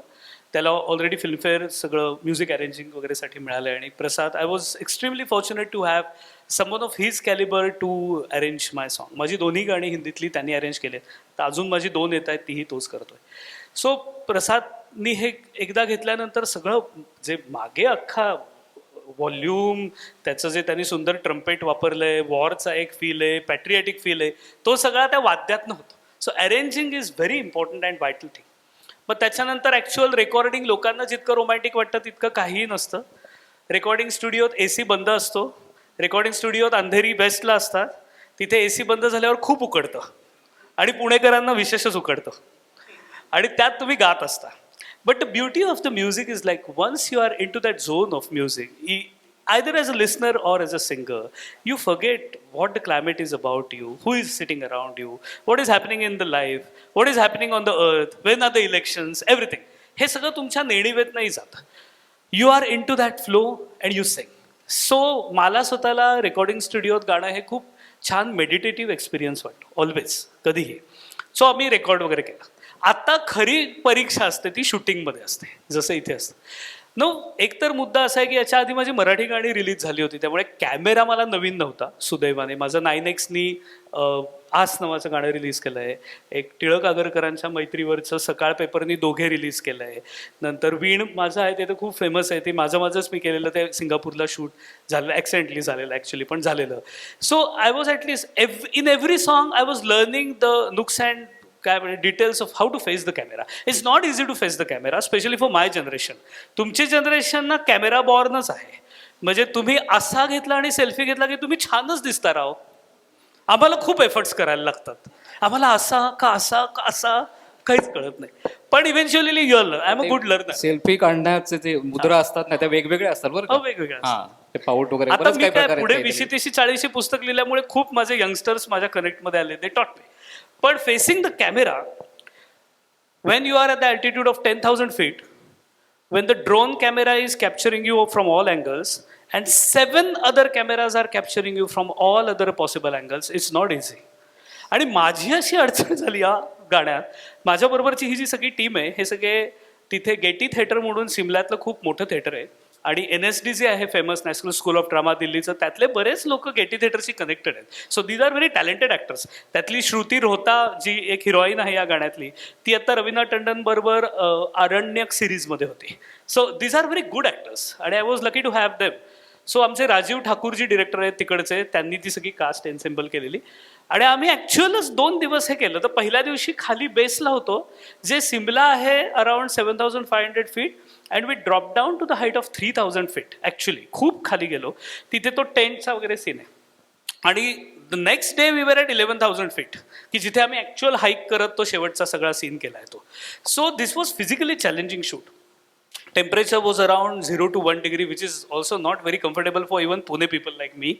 But yes, definitely Pune people are blessed with good weather. So मला तो काही फार, आणि ते जॅकेट बिकेट सगळं गाण्यात तेच होतं, त्यामुळे चांगलं होतं ते सगळं. पण द थिंग इज, ते सगळे लोक मागे नुसते चालणार होते आणि मला गायचं होतं. आता you cannot lipsync. Lipsync is not done. म्हणजे तुम्हाला वाटत असेल की ते लिपसिंग करतात actress, is not, they sync. Because the moment you lipsync it looks false. You have to sing only. कुठलाही ॲक्टर, अगदी तुम्ही सलमान घ्या, आत्ताचं कोणी घ्या, ते ॲक्च्युली त्यांच्या घाणेरड्या आवाजात गातात, मागून गाणं चालू असतं मोठ्या आवाजात. आता इथे माझ्याच आवाजात जे काय बरं होतं ते माझ्याच आवाजात चालू होतं, पण मला गायलाच लागत होतं. आणि at that altitude sometimes breathing is also not very comfortable. So it was not very, म्हणजे काय म्हणतात तसं. ॲट वन पॉईंट मी इतका थकलो आणि मी खाली बसलो. तेवढ्यात आमच्या राजीवजींनी तो खाली बसून माझा एक सीन घेतला. म्हणजे हे डिरेक्टरचं कौशल्य असतं की मी राजीव, सर थक गया, अभी नहीं कर पाता, तो मैं बैठ गया नीचे. तो सर बोला, अच्छा वहाँ बैठे, वैसे ही बैठो आशुतोष, अभी मैं एक फ्रेम लगाता हूँ. तो I was sitting and then he, मग ते म्हणाले आयपॅड तो हातात घे वगैरे वगैरे. सो ही एक टीमवर्क असतं, मजा असते. वादविवाद कधीतरी होतात. सो माझा ब्रेकफास्ट काय, तिथे शूटिंगचे काउंटर्स नसतात, ब्रेकफास्ट एरिया लिमिटेड असतो तिथे, त्यामुळे त्यांनी सगळे पॅक घेतलेले. तर आमच्या टीममधले जे मागे असे जे आम्ही त्याला, म्हणजे ते बंदर टाईपच लोक असणार, तर त्यांनी माझे, श्रुतीचे वगैरे आमचे सगळ्यांचे सॅचे खाऊन टाकले. So we were almost starving for 9 to 10 hours on the next day shoot. म्हणजे मी सकाळी 10 वाजता ब्रेकफास्ट केला, तो रात्री 10ला जेवलोय, आणि मध्ये हा अख्खा आम्ही ट्रेक आणि शूटिंग केलं त्या दिवशी. सो मध्ये मध्ये मीच असं मला सांगत होतो, हिम्मत रख आशू, शूटिंग करायचं, हिम्मत रख.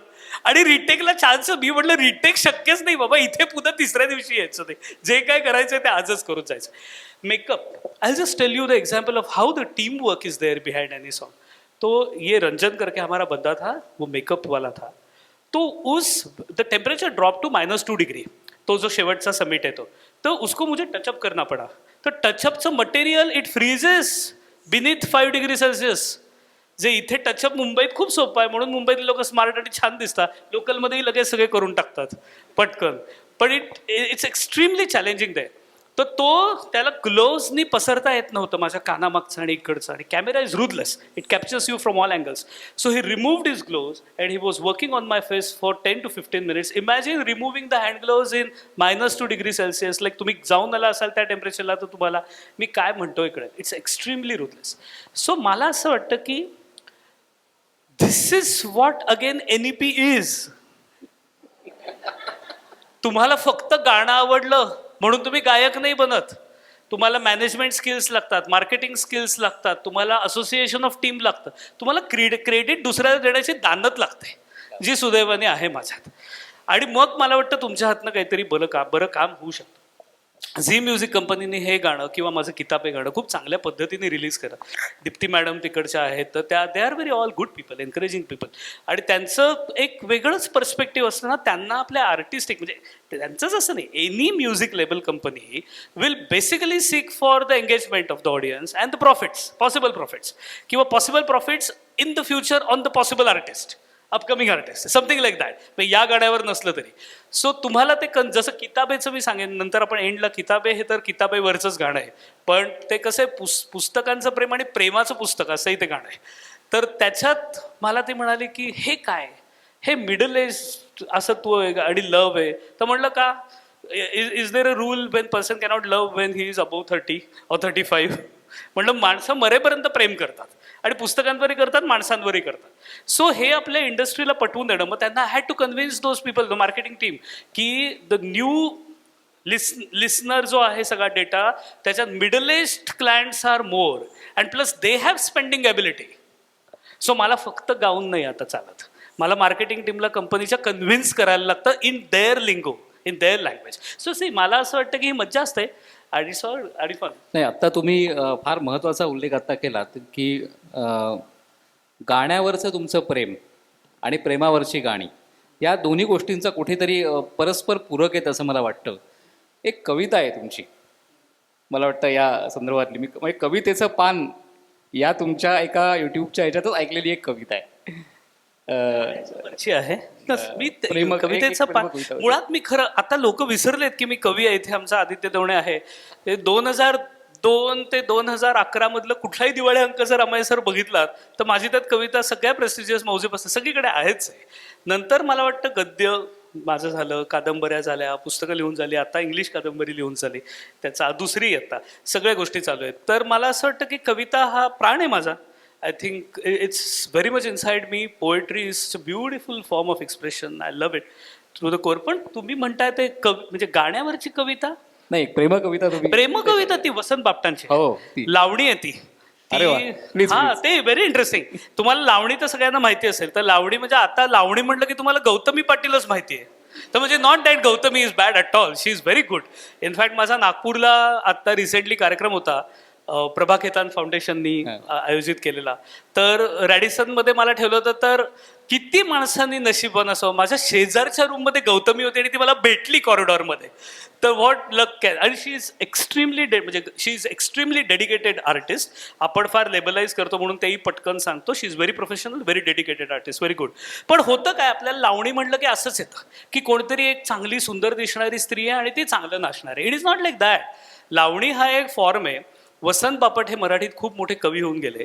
त्यांनी पुरुषांनी एक्सप्रेस केलेल्या लावण्या लिहिल्यात सगळ्या. त्याच्यातली खरं मी ती म्हटली होती लावणी मनकर्णिका, मुंबईची मनकर्णिका.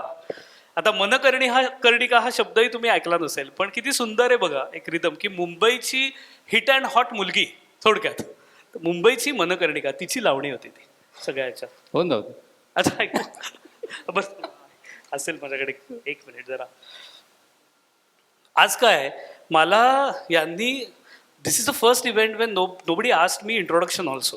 त्यामुळे मला व्हायवा देताना जसा मुलगा घाबरून येतो ना तसाच मी या डॉक्टर शायरी आणि अमेय सरांच्या पुढे आहे. त्यामुळे मी आपलं सगळं आणून ठेवलंय. काय बघा आणून ठेवलं, हुशार मुलगा. आज तर लावणी मुंबईच्या मनकर्णिकेची एक पटकन ती थोडी लँग्वेज वेगळी म्हणून अर्थ आधी सांगतो आणि मग आतो. मुंबईच्या मनकर्णिके नेसुनी फिके वसन. वसन म्हणजे वस्त्र, क्लोथ. नेसुनी फिके वसन हे गहिना, तू जातीस कोठे अशी गडे भरदिशी उन्हाचा महिना.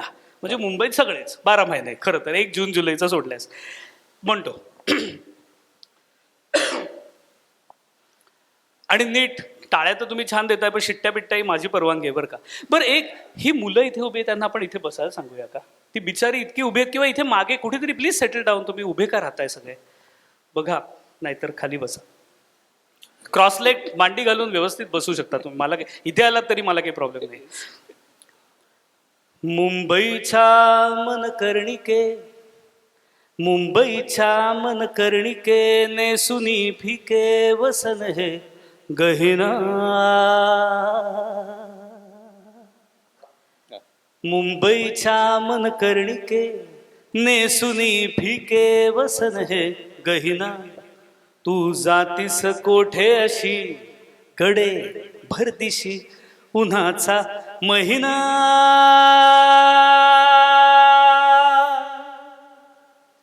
मुंबईच्या मनकर्णिके नेसुनी फिके वसन हे गहिना. मुंबईच्या मनकर्णिके नेसुनी फिके वसन हे गहिना, तू जातीस कोठे अशी गडे भरदिशी उन्हाचा महिना.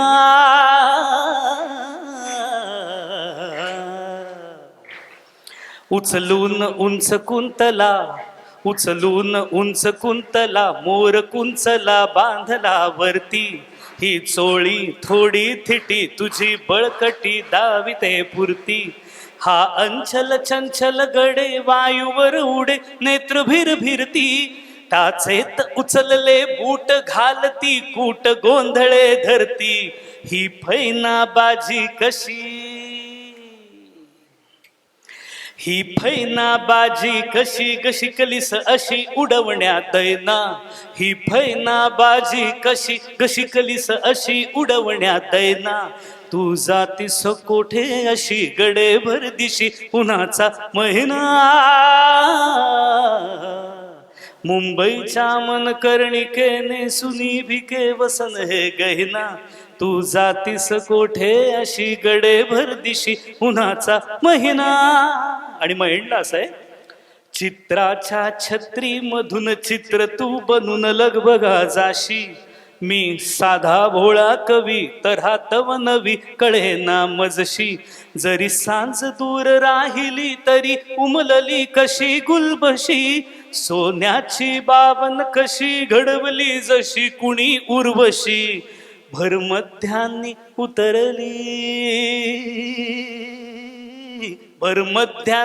उतरली चोर पावली चांदणी रैना. भरमध्यानी उतरली चोर पावली चांदणी रैना. तू जातीस कोठे अशी गडे भरदिशी उन्हाचा महिना.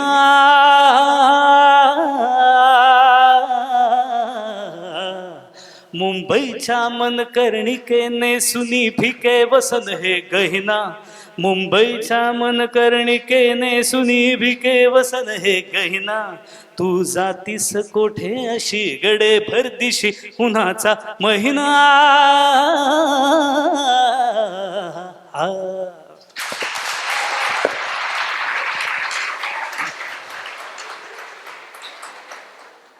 Amazing, sir. Amazing. मला आठवत आहे संयुक्त महाराष्ट्राच्या चळवळीच्या काळामध्ये लोकशाहीर अण्णाभाऊ साठे यांची मुंबईची लावणी ही खूप गाजलेली होती. एक वेगळ्या प्रकारचा इसेन्स त्या लावणीच्या अर्थामध्ये होता.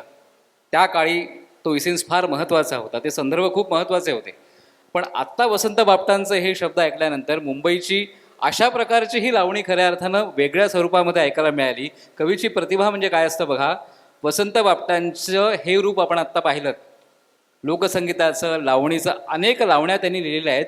पण त्याचबरोबर तुमच्याशी संबंधित गोष्ट आहे म्हणून सांगतो, मुंबई विद्यापीठाचं थीम सॉन्ग आपलं जे आहे त्याची संस्कृतमध्ये येते, त्याची रचनासुद्धा वसंत बापटांनीच केलेली आहे. एवढा मोठा पैस असतो एखाद्या प्रतिभेचा, कवीच्या प्रतिभेचा, ते मला आवर्जून सांगायचं. आणि अमेय जे आता म्हणतात तर मला हे आता सांगतो की आज आधी मुळात ना वाचन प्रेरणा दिन आहे. तर कोणाला असं मनात येईल की हे गाणं काय चालू आहे, संगीत काय चालू आहे, तर मला पहिलं सांगू दे की मुळात सगळ्या कला या एकमेकांच्या बहिणी असतात, जशा भाषा असतात तशा. आणि त्यातही music and literature are very close art forms. आणि the intersection of these two beautiful art forms is song, की जिथे शब्द असतात, कविता असते आणि त्यामुळे साहित्य असतं, आणि सूर असतात त्यामुळे संगीत असतं. So any given song is a mix of two very strong, very unique, very independent art forms. हा त्यातला एक महत्त्वाचा भाग आहे. त्यामुळे वाचन प्रेरणा दिनात जसं मी विलायती वाचतानाही म्हणतो की आधी इंग्लिश गाणी ऐकायला लागा. जसं मी madam Laya Pashchima was the book I wrote. It was a column in Lok Satta first, then I expanded it and then it got converted into a book wherein I spoke about all western forms of music and then I started doing the shows on it. मराठीत मी लय पश्चिमा नावाने केले and across the country I performed with the name of Rhythm of the West. So the purpose is तुम्हाला कुठल्याही भाषेला जायचं असेल तर त्यातलं संगीत ऐका. तर मराठीतलं एक तुम्ही आता लावणी ऐकलीत की माझी खात्री आहे की तुम्ही वसंत बापटांचं काहीतरी शोधा, काहीतरी बघा. सो ही जी मजा असते असंच आपण खरं तर पोचत असतो. गाण्याच्या याच्यात एक अमय सर सांगतो, माझ्या लेखात मी म्हटलं होतं की मी गायक वगैरे आहे, लेखक आहे, पण याच्या आधी मुळात मी वाचक आहे आणि श्रोता आहे. म्हणजे before I could write or I could sing, I am a listener. I am a very good listener at least. म्हणजे सिंगर म्हणून कसं आहे ते तुम्ही ठरवायचं आहे. आणि काही खूप ग्रेट नाही, एक्सप्रेशन मी सच्ची देतो असं मला वाटतं, पण मी लिस्नर नक्की चांगला आहे. तर त्यात मी लिहिलेलं की मी प्रत्येक, म्हणजे ते जरा अवघड शब्द आहेत पण मुद्दाम इथे म्हणणार आहे मी, की मी प्रत्येक ऐकलेलं गाणं जे चांगलं असतं ना, ती एक माझी, म्हणजे काय कसं म्हणायचं थोडक्यात, ती एक बुद्धिगम्य आणि भावश्रेष्ठ अशी आठवण असते. So these are very two tough words and I am going to elaborate them. की बुद्धिगम्य is all about intelligent faculty of your brain. So when you listen to the music, one of the part of the brain which get aroused is that intelligence. Because music has logic, music has maths. तर ते maths असतं music. ताल हे music असतं, म्हणजे गणितच आहे. You cannot err in that. So तो एक इंटेलिजन्सची फॅकल्टी असते. आणि दुसरं भावश्रेष्ठ असतं. It is all about your emotive response, your association memories. So when you listen to, तुम्ही एखाद्या तुमच्या मित्राबरोबर किंवा मैत्रिणीबरोबर समजा येऊरला गेलात एखाद्या रविवारी सकाळी आणि गाणं ऐकलं, हसले दोन मुली इथे मागे, त्यांना आठवलं की मित्राबरोबर आपण गेलेलो बाईकवर बसून आणि येऊरला आपण गाणं ऐकलेलं. तर तिथे समजा गाणं तुम्ही ऐकलं असेल तर पुढे तुम्ही म्हातारे होईपर्यंत तुम्हाला ते गाणं ऐकल्यावर तोही आठवत राहील. ही जादू असते असोसिएशनची. येऊरचं तुम्हाला कसं माहिती पण? Well I have friends in all cities so that is a different चेष्टा वेगळी. एक त्यावरनं छान. आता हे ठाणे मुलुंड असं कॉमन म्हणतात, जे काय मला खरं, मुलुंड ही मुंबई आहे आणि ठाणे हे ठाणे, हे ॲग्री करतील खरे, पण तरी आता ठाणे मुलुंड आपण म्हणतो. माझा सख्खा काका हा ठाण्यात काका काकू राहत असल्यामुळे मी लहानपणापासून ठाणे हे माझं सुट्टीतलं गाव होतं. पुढे सुदैवाने मुंबईत एवढे माझे कार्यक्रम झालेत, ठाण्यातही खूप झालेत आणि मुलुंडलाही इनफॅक्ट झाला आहे माझा. तर मला असं वाटतं हा इथले सगळे तुम्ही स्टुडंट्स आहात ना जे मुलुंडमध्ये येता, you are very privileged one, because when I go in the colleges of say Marathwada region और विदर्भ रिजन, तर तिथे तुमच्यासारखीच ती उत्साही मुलं असतात, पण त्यांना इतकं सगळं सतत उत्साहात प्रोव्हाइड करायला त्या इन्स्टिट्यूशनची खरंच कपॅसिटी नसते, किंवा लोक स्वतःहून इन्स्टिट्यूशननी बजेट दिलं तरी गेस्ट तितक्या लांब जात नाही. सो इथे तुम्ही you have to acknowledge the privilege of learning in an institute like Mulund college of commerce, जी फार महत्त्वाची गोष्ट मला वाटते या निमित्ताने. सोशल मीडियावर व्यक्त होणं हे अलीकडच्या काळातलं एक हा ट्रेंड आहे, आणि अर्थातच काळानुसार आपण राहायला हवं. सगळीच मंडळी इन्स्टावर म्हणा, यूट्यूब, प्रत्येक माध्यमात जिथे जिथे कुठे डिजिटल स्पेस मिळेल, बरोबर, डिजिटल अवकाश मिळेल, तिथे पहिलं व्यक्त होणं जाऊन, म्हणजे एखाद्याचा फोटो दिसला की त्याचा वाढदिवस आहे का काही झालंय हे पाहण्याआधीच कॉमेंट ठोकून द्यायची. वाढदिवस असतो खरं म्हणजे, किंवा एखादा पुरस्कार मिळालेला असतो, पण फोटो दिसला की RIP सुरुवात त्याच्या. किंवा कपलचा फोटो, म्हणजे लग्न झालेल्या कपलचा फोटो दिसला की खाली हॅपी अॅनिव्हर्सरी येतं. हे सेकंड नसतोच त्यांचा, सहज टाकलेला असतो, पण लोक लिहून टाकतात हॅपी अॅनिव्हर्सरी. म्हणून जोडून प्रश्न असा आहे की या सगळ्या पिढीनं सोशल मीडियावर कसं व्यक्त व्हावं. ओके, एक तर आपण असं करूया की तुम्हालाही काही नंतर प्रश्न विचारायचे असतील तर थोडे नक्की विचारा, कारण I would like to have that input from you also. Social media मस्त गोष्ट आहे, छान आहे. आय थिंक मी नेहमी माझ्या सगळ्या मराठी व्याख्यानांमध्ये म्हणतो ते वाक्य मी दोन्ही भाषांमध्ये सांगतो की समाज माध्यम हा त्याला एक छान मराठी शब्द आहे. तुम्ही पाठ करा मराठी मुलांनी, म्हणजे सोशल मीडिया ऐवजी समाज माध्यम, सोप्पा आणि छान शब्द आहे. तर समाज माध्यमात काय झालं, समाज माध्यमांनी तर लोकशाहीकरण केलं एक्सप्रेशनचं, अभिव्यक्तीचं. So it is basically all about democratisation of the expression. So पूर्वी तुम्ही एखादा लेख लिहायचा, पेपरला पाठवायचा, तो एडिटर, मग त्याची मर्जी, मग तो सब एडिटर आधी, मग एडिटर मग कधीतरी येणार. इथे असं आहे की you have the wall, and if you have good content तर people are going to watch it, react to it, everything. Of course there is a pitfall also की there is no editor, so तुम्हाला guide करायला कोणी नाही आहे, तुम्ही direct जाताय, आणि 100 लाईक्स आले तर कदाचित तुम्हाला आवडणारी माणसं त्यात असल्यामुळे it's because of for you, not for the content, असंही कधी कधी होऊ शकतं. पण हे तर नॉर्मली पूर्वी लेखांमध्येही व्हायचं मला असं वाटतं. ते पूर्वी पत्र असायचे.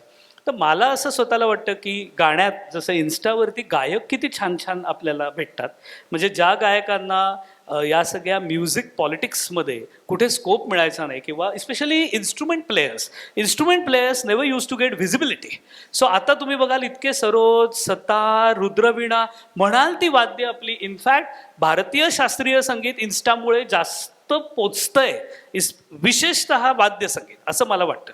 आता या सगळ्याची दुसरी बाजूही अर्थात आहेच आहे, पण त्याच्या आधी मला एक पटकन इथे, तुम्ही कोण असं सिरियस कोणाला रायटर व्हायचं आहे का? सोशल मीडियावर कोणी राईट करतं का? हात वर करा कोणी असेल तर.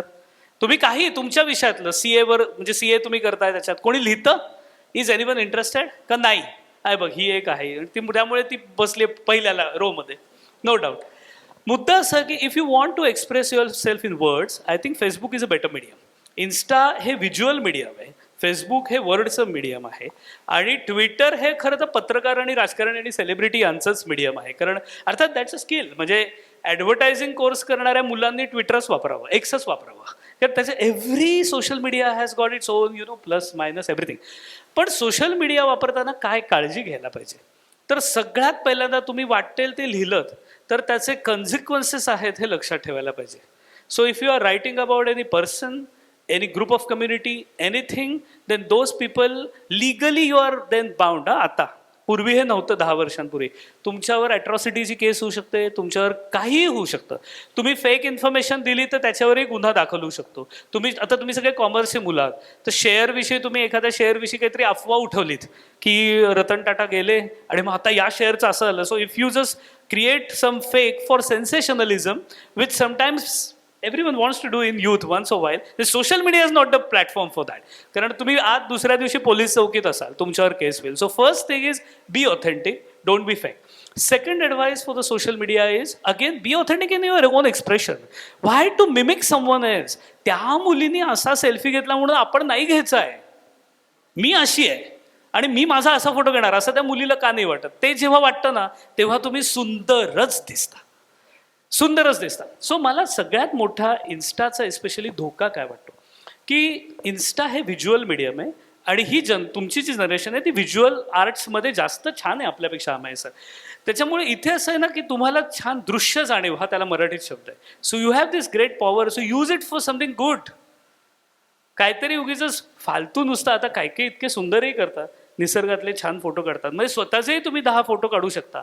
पण चीप कंटेंट, नुसतंच वल्गर काहीतरी content, abusive content, are you really that low? Ask yourself once. And if people are then praising you, it's not for that praise, it's for the bravado inside you, which will last only for couple of years of your youth. What will stay with you for the whole life? ते तुम्ही तिथे आत्ताच करा put, कारण ती digital memory आयुष्यभर राहणार आहे unless until you block your content. आणि तोपर्यंतही कोणीतरी स्क्रीनशॉट मारून ठेवलेले असणार आहे. So it's going to stay, it's going to haunt you for the whole life. ही थोडी काळजी फक्त घ्यायला पाहिजे. दुसरं बाकी काय आहे त्यातलं?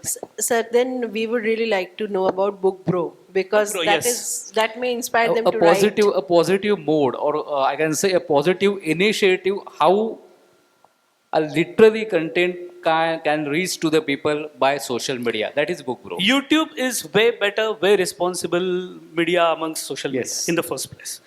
Still, it has got its own algorithmic flaws, पण way better and way responsible.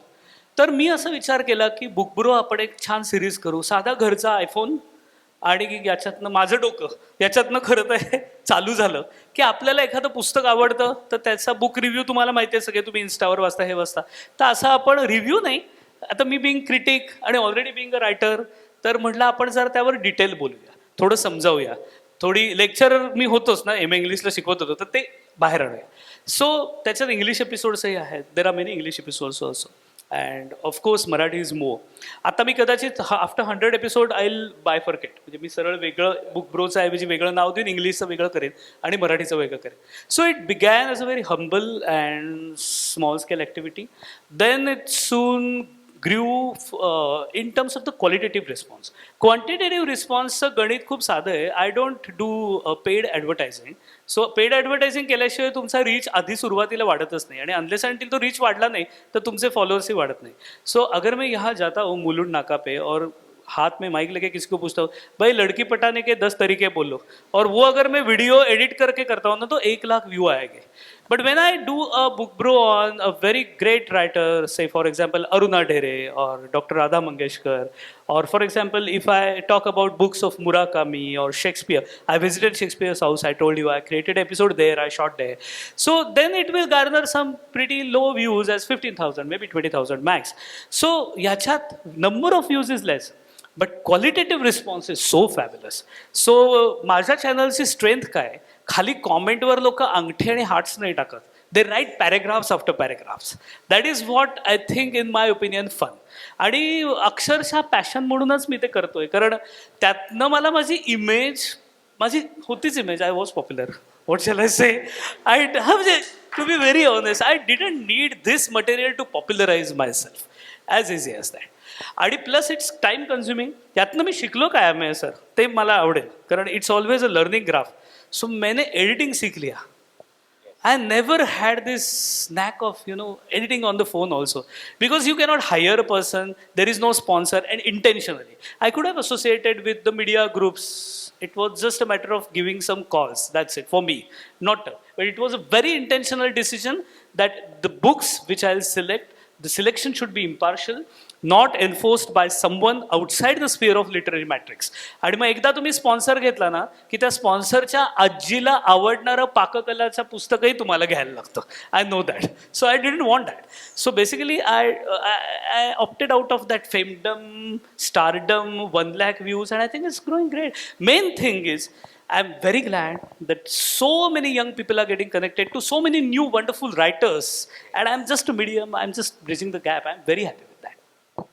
बुकब्रोचे अनेक एपिसोड तुम्ही केलेत वेगवेगळ्या साहित्यिकांबरोबर. तर कुठला एक असा अवघड आहे मला माहिती आहे शेवटी, तरी सुद्धा तुमच्या जवळचा एपिसोड आवडता नाही म्हणणार मी, जवळचा. हा खरंच अवघड प्रश्न आहे. जसं आपलं आवडतं पुस्तक तसं बुकब्रोचे आता 83 एपिसोड झालेत. आणि आता पुस्तकांवर बोलत नाही, ज्या लेखकांच्या मुलाखती घेतल्या त्याच्यातला मला काही 1-2-3 प्रसंग सांगू रादर दॅन. प्लीज. आरती अंकलीकर, आपने नाम तो सुना होगा, बहुत बड़ी गायिका है वो. तर आरतीजींच्या शेजारी अशा आरतीताई माझ्या शेजारी बसल्यात, मी बसलाय आणि मी सहज त्यांना म्हटलं की आमचं अख्खं बोलणं झालं, त्यांनी जे लिहिलंय, कॉलम लिहिला होता लोकसत्ता त्याच्याविषयी. आणि मग मी आरतीताईंना म्हटलं की, आरतीताई म्हणत होत्या की अरे आशुतोष, मारू बिहाग ना कसा असतो माहिती आहे का, मारू बिहाग असा असतो, असा असतो. त्या त्यांच्या खास स्टाईलमध्ये सुंदर म्हणजे काय पर्सनॅलिटी आरतीताईंची, छान साडी घालून बसल्या होत्या, मस्त बोलत होत्या. आणि मग एकदम त्या म्हणाल्या असं असतं. तर मी खरं गाणं बिणं काही इमॅजिन केलं नव्हतं त्या एपिसोडमध्ये. मी सहज म्हटलं एखादं गाऊन दाखवता मारू बिहागची झलक. आता दॅट इज डेअरिंग, कारण क्लासिकल सिंगरचं गाणं नसतं. सो असं बोलणं हे म्हणजे मारच मी खाल्ला असता, पण म्हटलं एडिट करू मार खाल्ला तर नंतर. That is the beauty of the digital media. So मी म्हटलं गा ना. तर काय आरतीताई, काही नाही आहे, मोबाईलवरचा तंबोराही नाही आहे त्यांना, धड मीच तो नंतर दिला त्यांना. आणि काय गायल्यात तुम्ही तो एपिसोड बघा. अरुणा ढेरे आपल्या मराठी साहित्य संमेलनाच्या ज्या माझ्या अध्यक्ष आहेत, मी अरुणा मावशी म्हणतो कारण माझ्या आईची ती मैत्रीण आहे लहानपणापासून. अरुणा मावशी आणि मी आम्ही बसलो. तर I intentionally chose this book which of hers which is now translated into English, प्रेमातून प्रेमाकडे म्हणून आहे. आणि it talks about the love and infatuation of the great freedom fighters.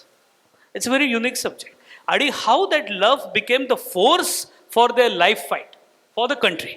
ते ट्रिव्हियल नाही आहे, असं ते सुंदर पुस्तक आहे. तर त्याच्यावर मी जेव्हा बोलत होतो तेव्हा तिने यूथला उद्देशून ती काय म्हणाली माहिती आहे, तुम्हाला आवडेल हे.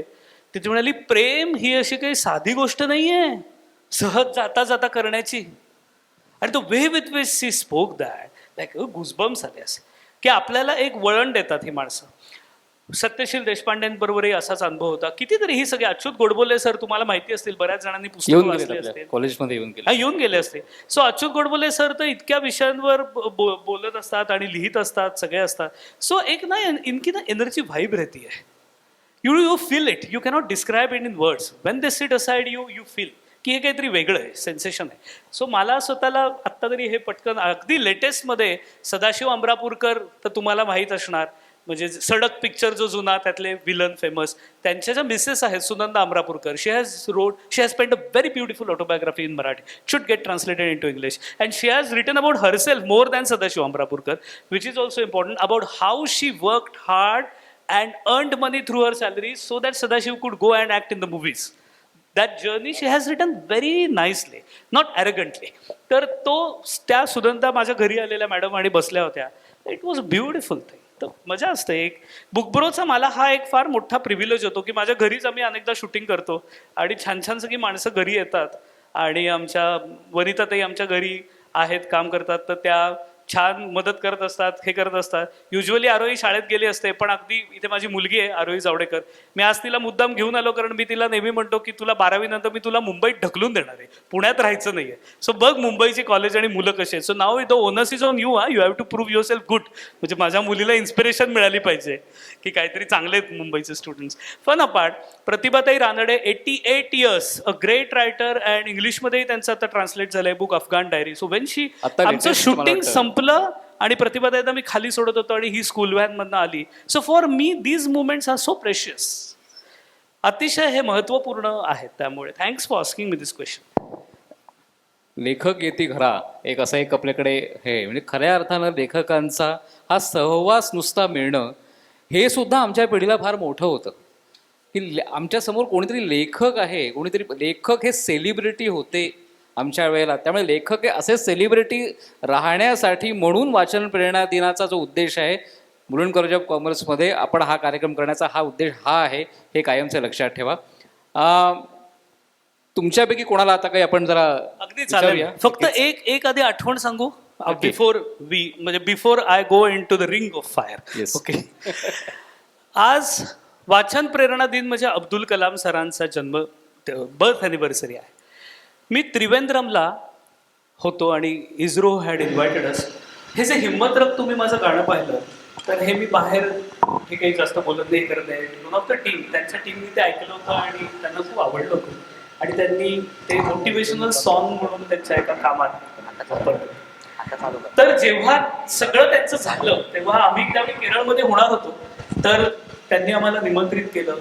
माझ्याबरोबर माझी मुलगी होती, पत्नी होती.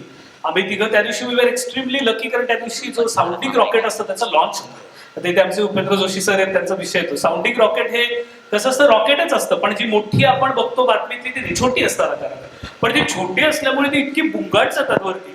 तर आम्हाला ते सगळं बघायला मिळालं. मग आम्ही मेन जिथे चर्च आहे इस्रोचं, की जिथे जे चर्च होतं आणि जे व्हेकेट करून जिथे सगळे पहिले प्रयोग झाले, साराभाईंनी ते ताब्यात घेतलेलं आणि अख्खं आपली मुहूर्त मेढ सगळ्या खगोलशास्त्राची, अवकाशशास्त्राची भारतातली खरं तर झाली. तर तिथे आम्ही गेलो आणि त्याच्या शेजारी एकदम ते मला म्हणाले, सर यहाँ भी एक केबिन है अब्दुल कलाम सर जी के, आपको देखनी है? आणि I was like yes I would like to. कारण ते सगळ्यांना दाखवत नाहीत. तर म्हटलं हे आपण गेस्ट म्हणून आलोय तर हे प्रिव्हिलेज घ्यायला पाहिजे. तर मला असं एक्सपेक्टेड होतं की इट विल बी नॉट असं पॉश नाही पण चांगली मोठी केबिन असेल. आणि केरळमध्ये किती उकडतं, मुंबई हिल स्टेशन वाटेल इतकं केरळमध्ये उकडतं. सो AC तर असेल, सगळं असेल. सो पता था मैं अंदर गया, it was a bland room, just one long table. एका कोपऱ्यात रुद्रवीणा ठेवलेली because he was an accomplished player. एक त्यांची प्रेयर करण्याची जागा होती ती तशीच मोकळी ठेवलेली. साधं टेबल, साध्या खुर्च्या, AC नाही. सो आज की इथे AC पूर्वीपासून नव्हता का काय होतं? ते म्हणाले नाही सर, कलाम सर म्हणाले होते की एन्व्हायरमेंटल फ्रेंडली नाही आहे, AC नाही. त्यामुळे शेवटपर्यंत त्यांनी त्यावेळी AC इस्रोत होते त्या काळातले जे काय कुलिंग टेक्निक्स होते त्यांच्या ह्याच्यात नव्हतं. आणि तिथे आत गेल्यानंतर काहीतरी झालं आणि हे सगळे लोक बाहेर पडले आणि मी म्हटलं आय विल कम बॅक. आणि मी lingered there for 2-3 long minutes and they were so long. आणि अक्षरशः माझ्या डोळ्यात पाणी आलं, कारण हा माणूस इथे 20 वर्ष या खोलीत काम करत होता. सगळी जी भौतिकशास्त्राची जी सगळी तत्व आहेत, हे जे गुरुत्वाकर्षण आहे, ग्रॅव्हिटी आहे, त्याला आपल्याला कसं ओलांडता येईल हे बघण्यासाठीचा अभ्यास करत होता. आणि ते करताना तो अख्खा दिवसभर तिथे एखाद्या ऋषीसारखा बसायचा, वाचत बसायचा सगळी पुस्तकं, नुसती अभ्यासाची नाही. Not only science, literature, Tamil साहित्याचा कलाम सरांचा केवढा अभ्यास आहे. He was masters, almost masters in Sangam literature, जे तमिळमधलं आहे. आणि त्याच्यानंतर संध्याकाळी ते त्यांचे कुराणाचे आयतेही वाचायचे आणि गीता देखील त्यांना पठण ते करायचे, दोन्ही करायचे. हे त्यांच्या ह्याच्यात रेकॉर्डेड आहे. हे सगळं करून रुद्रवीणेचा ते सराव करायला इव्हिनिंग बसायचे. So he was the man. मी मगाशी जोकिंगली म्हणालो की मी NEP, तसं नाही. He was the pioneer of what NEP is. Astrophysicist who reads, who plays, who delivers. और वो बंदा क्या बन गया ना आखिर में. इतकं काम करता करता he became president of this vast country, almost continent like country. आणि तुम्ही राष्ट्रपती भवन दिल्लीत कधी गेलं तर तिथे कलाम सरांनी एक छोटं म्युझियम केलेलं. मी आत्ता लास्ट टाइम गेलो तेव्हा ते काहीतरी काम चालू होतं द्रौपदी मॅडम आल्यानंतर, पण तिथे आहे ते. आणि इट्स सो ब्युटिफुल. त्यांनी इव्हन राष्ट्रपती भवनात इतके चेंजेस केले. सो फार मला हे आवर्जून सांगायला वाटेल की ही जी इन्स्पिरेशन आहे त्यामागे अब्दुल सरांचं नाव असणं, कलाम सर, हे देखील तुम्ही लक्षात ठेवा की काय आपण वाचायचं आहे, काय होतं त्यांनी आयुष्यात पुढे. आणि आता I am officially into ring of fire. Yes any questions आपण ओपन, फोरम इज ओपन. फक्त तुमचं नाव सांगा.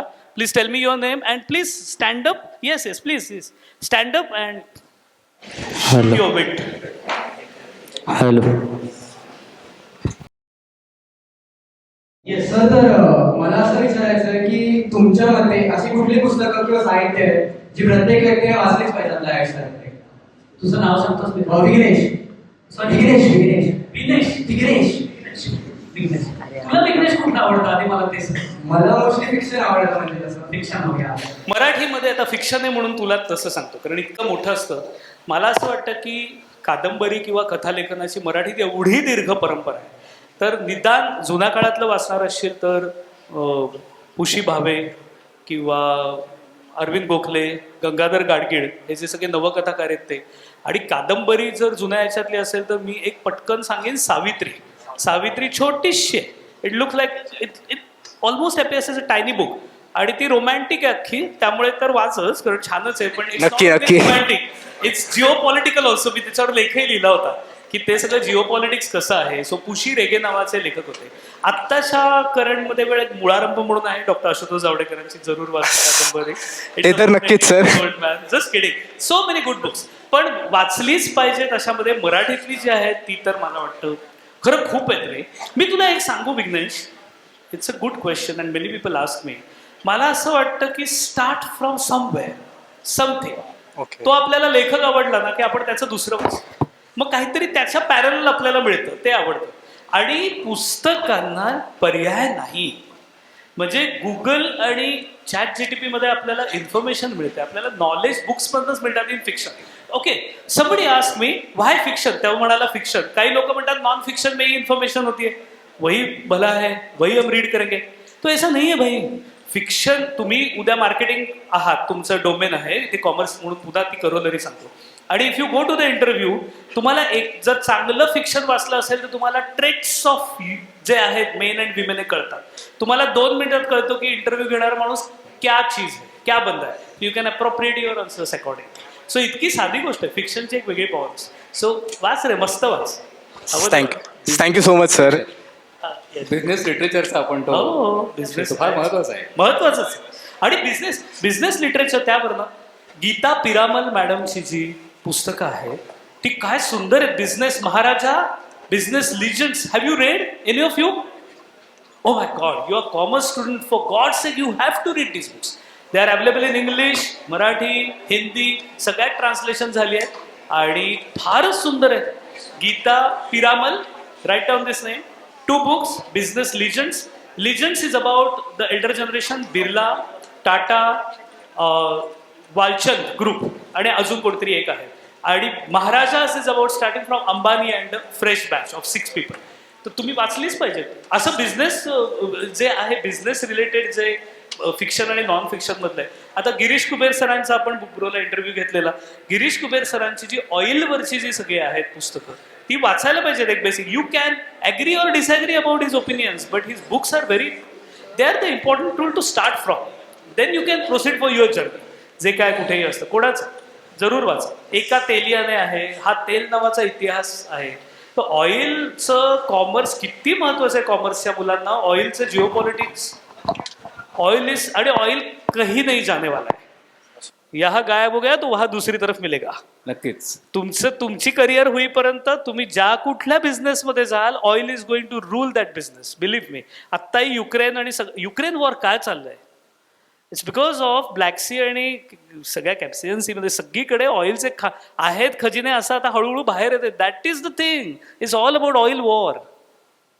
आता ज्या 2 पुस्तकांचा उल्लेख त्यांनी केला गिरीश कुबेरांच्या, तीही 2 टायटल्स, आणि त्याला जोडून आणखीन एक सांगेन, टाटायन आणि टाटा एक विश्वास, ही सगळी पुस्तकं आपल्या लायब्ररीमध्ये आहेत. तेव्हा एकदा जरूर या, काय काय आहे ते पहा. आणि नुसतं पाहू नका, हातात घेऊन पहा. आपलंसं करा. आपलंसं करा या शब्दाचा अर्थ वाचून झालं की परत द्या, एवढाच आहे. डिपार्टमेंट ऑफ लायब्ररीचं रिकमेंडेशन आहे. आता तू यू कॅनॉट स्किप दॅट. अजून कोणाला क्वेश्चन? येस.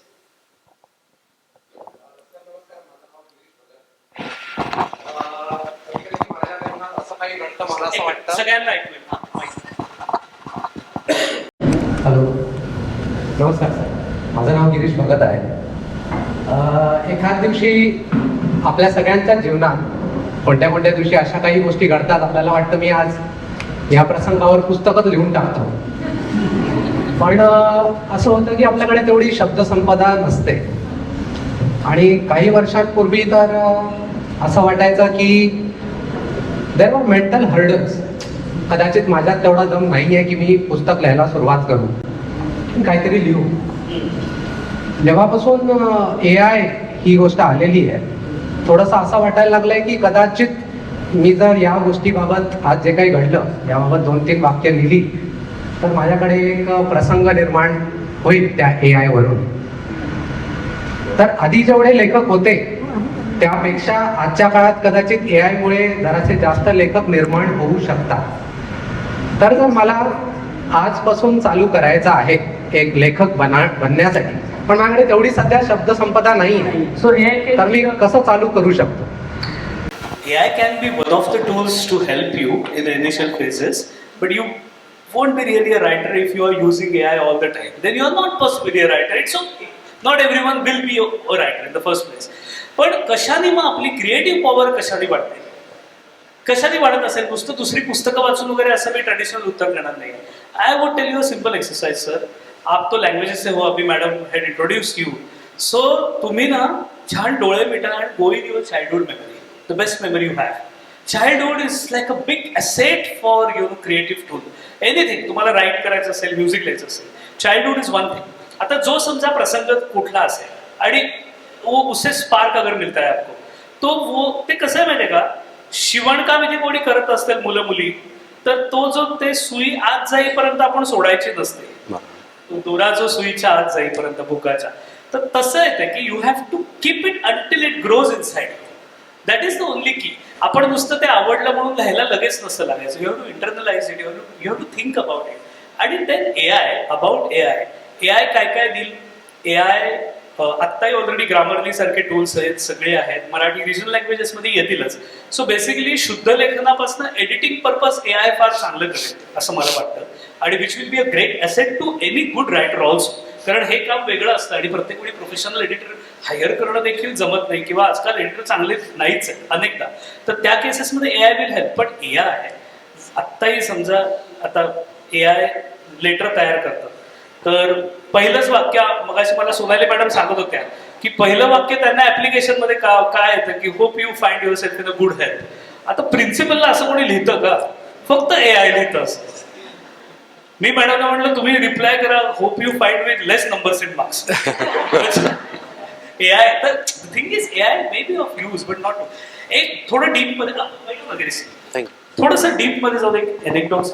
मी आता नागपूरला होतो. महेश एलकुंचवार फार मोठे प्ले रायटर आहे. In fact one of the rarest kind of play writer की ज्यांचे प्लेस ब्रॉडवेला खूप आठवडे झाले आहेत न्यूयॉर्कला. सो महेश दा मेरे साथ हम गप्पे मारे थे. मी महेश त्यांना सहज विचारलं की सर सगळ्यात मोठं आयुष्यात जगतानाचं मूल्य काय, प्राईम क्वालिटी कुठल्याही आयुष्याची काय? तर ते 1 मिनिट थांबले आणि मला ते म्हणाले की अशू सगळ्यात महत्त्वाचं मूल्य धैर्य आहे, धाडस आहे, करेज आहे. And that is so right. So even for a writer courage is the only quality, in fact only quality which will help you to write or to express for that matter. Even business, इथे commerce मधली मुलं असं आपको अगर shop अगर एक आपका आपने सोचा कि चलो मुलुंड वेस्ट में हम एक शॉप शुरू करेंगे, तो आपको भैया करेज चाहिए पहले उसके लिए. That is the thing.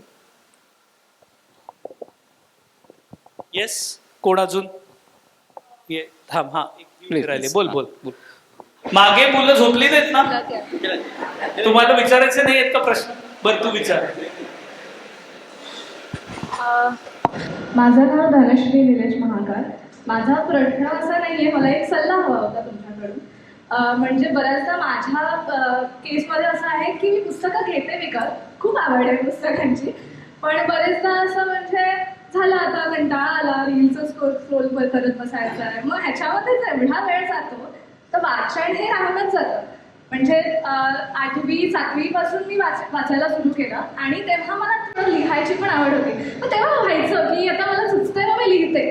पण लॉकडाऊन नंतर जेव्हा सगळं डिजिटल झालं, म्हणजे अभ्यासही डिजिटल झाला, तेव्हा तर म्हणजे आता तेव्हापासून जो फोन हातात बसलाय तो काही सुटलाच नाहीये कोणाचा. पण अगं हा धनश्री ना? हो धनश्री, एक तर तू इतकी छान हसतेस आणि मी डेंटिस्ट असल्यामुळे I have to appreciate. Thank you. But yes, you have scope for the orthodontic treatment. Again, let me tell you.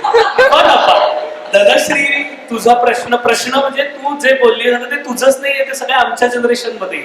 Everyone, all age groups. तू बस तू. एक किस्सा, आमचा एक मित्र आहे, त्याची आई, तर तो म्हणाला अरे माझं ही ऍडिक्ट झाली आहे फेसबुकवर, ती रात्री 1 वाजताही फोनवर बघत बसते. त्याची आई 70 इयर्सची. तर तो म्हणाला मी एक दिवस गेलो आणि चिडून वायफायचं मेन बटन रात्री बंद करून टाकलं की आता तरी ती बंद होईल. तर त्यानंतर थोड्या वेळाने हा रात्री काय टॉयलेटला वगैरे उठला तर गेला तर त्याला पांघरुणाच्या आतनं असा व्हाईट लाईट दिसत होता कारण ती काय डेटा चालू करू शकते, mobile data. So this is the addiction only, and this is with all of us, including me, including you, including every one of us. Okay, so first we have to, what is brave about Dhanashri is the first step ki she has accepted, she has acknowledged it. आणि तिला ते कळलंय की काहीतरी चुकतंय बरं का. आपण नुसतंच रील्स बघतोय, नुसतं स्क्रोल करतोय, नुसत्या व्हॉट्सअप स्टोरी बघतोय आणि आपल्या हातात काही लागत नाहीये. हा जो एंडचं वाक्य ना, हे की आहे की तुम्ही एखादं 2 तास पुस्तक वाचलं तर तुमच्या हातात काहीतरी लागतं. तुम्ही 2 तास मित्रमैत्रिणींबरोबर मस्त गप्पा मारल्यात तर तुमच्या हातात काहीतरी लागतं कॉन्क्रीट. तुम्ही 2 तास रील्स फिरवताना तेव्हा ते भिरभिरं चक्र असतं की नाही जत्रेमध्ये, ते सगळ्या रंगांचं जोरात फिरल्यावर कसं काही पांढराच रंग दिसतो ना, तसं होतं. So basically what all these are, हे बघा ते कॅलिफोर्नियात बसलेले 30-35 वर्षाचे 40-50 गोरे पुरुष आहेत, बायकाही नाहीत. म्हणजे I am specifically mentioning the gender and the race and the region. 30 आणि एज 30-35 वर्षांचे 40-50 पुरुष आहेत गोरे, जे अख्खं जग आज रूल करतायत. जसं ब्रिटिश इम्पेरियलिझम होतं तसं या लोकांची ही सत्ता आहे आपल्या सगळ्यांवरती. आणि we don't have to become slave of them. So addiction pattern, addiction हा फार अगदी स्ट्रॉंग शब्द वाटला तरी होतं काय, एक रील दिसतं काहीतरी इंटरेस्टिंग असतं, पुढे दुसरं येतं. तर यात अल्गोरिदम फेअर नसतं. समजा फॉर एक्झाम्पल मी ट्रम्पचं आत्ता वाचलं आणि ट्रम्प मला आवडलं म्हणून मी एकदा लाईक दाबलं की मला यूट्यूब किंवा इन्स्टा रील ना पुढे मला त्याचा जो अपोनंट आहे कमला हॅरिस त्याचं दाखवतच नाही काही, मला ट्रम्प सपोर्टर्सच दिसत राहतं. That is how the algorithm is. So what happens is you never see the other side of the coin and that is the biggest disadvantage. एक तुम्हाला सगळ्यांना रिकमेंड करीन, दी सोशल डायलेमा म्हणून नेटफ्लिक्सला डॉक्युमेंटरी, आणि ती थोडीशी अँटी फेसबुक वगैरे त्यात राजकारण असणार, but still it's a very good. तर तो जेरोम लेनियर हा founding father of virtual reality, म्हणजे VR किती आत्ता आहे आणि ही जो फाउंडिंग फादर, तो जेरोम लेनियरनी पुस्तकं लिहिली आहेत. आणि खुद्द झुकरबर्ग आणि या सगळ्यांच्या मुलांना ते हातही लावू देत नाहीत मोबाईलला. फॉरगेट अबाउट डाउनलोडिंग फेसबुक आणि इन्स्टा आणि everything. Why? Because they exactly know की we have created something which is far away dangerous than cigarette and alcohol and drugs. So हे, आणि इट्स अ सेम ॲडिक्शन. मी doctor म्हणून सांगतो, जे serotonin नावाचं एन्झाईम असतं ते तुम्ही सिगरेट घेतल्यावर तुम्हाला जे चांगलं वाटतं ते ज्या हॉर्मोननी वाटतं ना, तेच रील्स बघितल्यावर रिलीज होतं. So the body response is same. So please तर त्यातलं चांगलं घ्यायचं. माझ्या प्रॅक्टिकल सजेशन्स मी सांगतो. मी काय करतो, पुस्तक आणलंस तू धनश्री की 1 दिवसाची वेळ ठरवायची, काय रात्री झोपताना छान.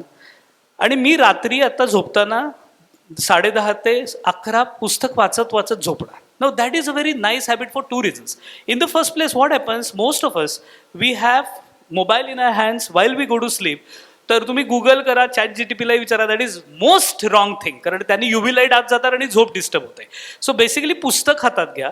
So that is one good way की ते वाचता झोपायचं. आणि अवघड पुस्तकही चांगलं घेऊ शकता हातात, म्हणजे पटकन झोप लागेल. अभ्यासाचं सो नाही, अभ्यासाचं नको काही, ज्या दिवशी जो मूड असेल. आपल्या मित्रमैत्रिणीने आपल्याला डिच केलं की एखादं दुःखी नॉवेल हातात घ्यायची, whatever is all up to you, तुम्हाला काय करायचं ते, पण you have to.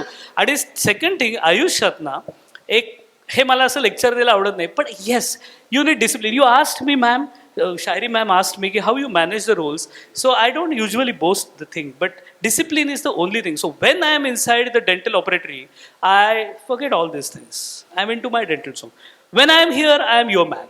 When I am writing, I am a writer. When I am into a recording studio, I am a singer. When I am shooting my song, I try to be an actor for that moment. So हे जे आहे, ही discipline लागते, तुम्हाला बाजूला ठेवून द्यायला लागतं.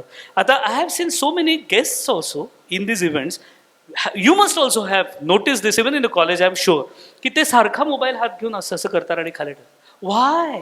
मी एकदा एअरप्लेन मोडला टाकलं, काही इमर्जन्सी असतील तरी मी डॉक्टर आहे, तरी मी टाकू शकतो. माझे असिस्टंट डॉक्टर आहेत आता क्लिनिकमध्ये, बघतील ते. आणि why you are here, you have to deliver your best. तर हा जो सेन्स आहे तो एकदा, पण see Dhanashree, you will be very successful for two reasons. In the first place, because you have acknowledged, and acknowledgement is the first step towards going on the right track. And secondly, because you have a beautiful smile. शेवटचं वाक्य फार महत्त्वाचं आहे. आमच्या लहानपणी जेव्हा आम्ही डेंटिस्टला भेट देत असू तेव्हा म्हणजे खऱ्या अर्थानं की आईबाबांनी आमच्यावर लादलेलं सगळ्यात मोठं हे संकट आहे. आणि डेंटिस्टकडे जायचं म्हणजे आयुष्यातलं घोडचूक काहीतरी आपण केलेली आणि आकाश कोसळल्यासारखं आपण डेंटिस्टकडे गेलो आणि अशी परिस्थिती होती. काळ बदलला, डेंटिस्टची पिढीसुद्धा बदलली, ॲप्रोच बदलला, डॉक्टरांसारखी माणसं त्याच्यामध्ये आली. आणि आता त्यांनी जे शेवटचं वाक्य वापरलं ते रिडिझाईन करून सांगेन की मगाशी ते म्हणाले की मी दात काढतो, बरोबर, अगदी बरोबर आहे, पण आता त्याची डेफिनेशन बदलली आहे. What dentist do, we design smiles. आणि त्या धाग्यात पुढे सांगतो की what and what author does, he designs minds. म्हणून नेहमी सगळे ते सायन्स, कॉमर्स, आर्ट्समध्ये आर्ट्सला असं करतात ना, आर्ट्स. तर मी जेव्हा MA इंग्लिशला ॲडमिशन घेतली तेव्हा तर मला सगळ्यांनी मूर्खातच काढलं की जो बंदा BDS टॉपर है वो MDS नहीं कर रहा है, वो MA अंग्रेजी कर रहा है, पागल हो गया असं.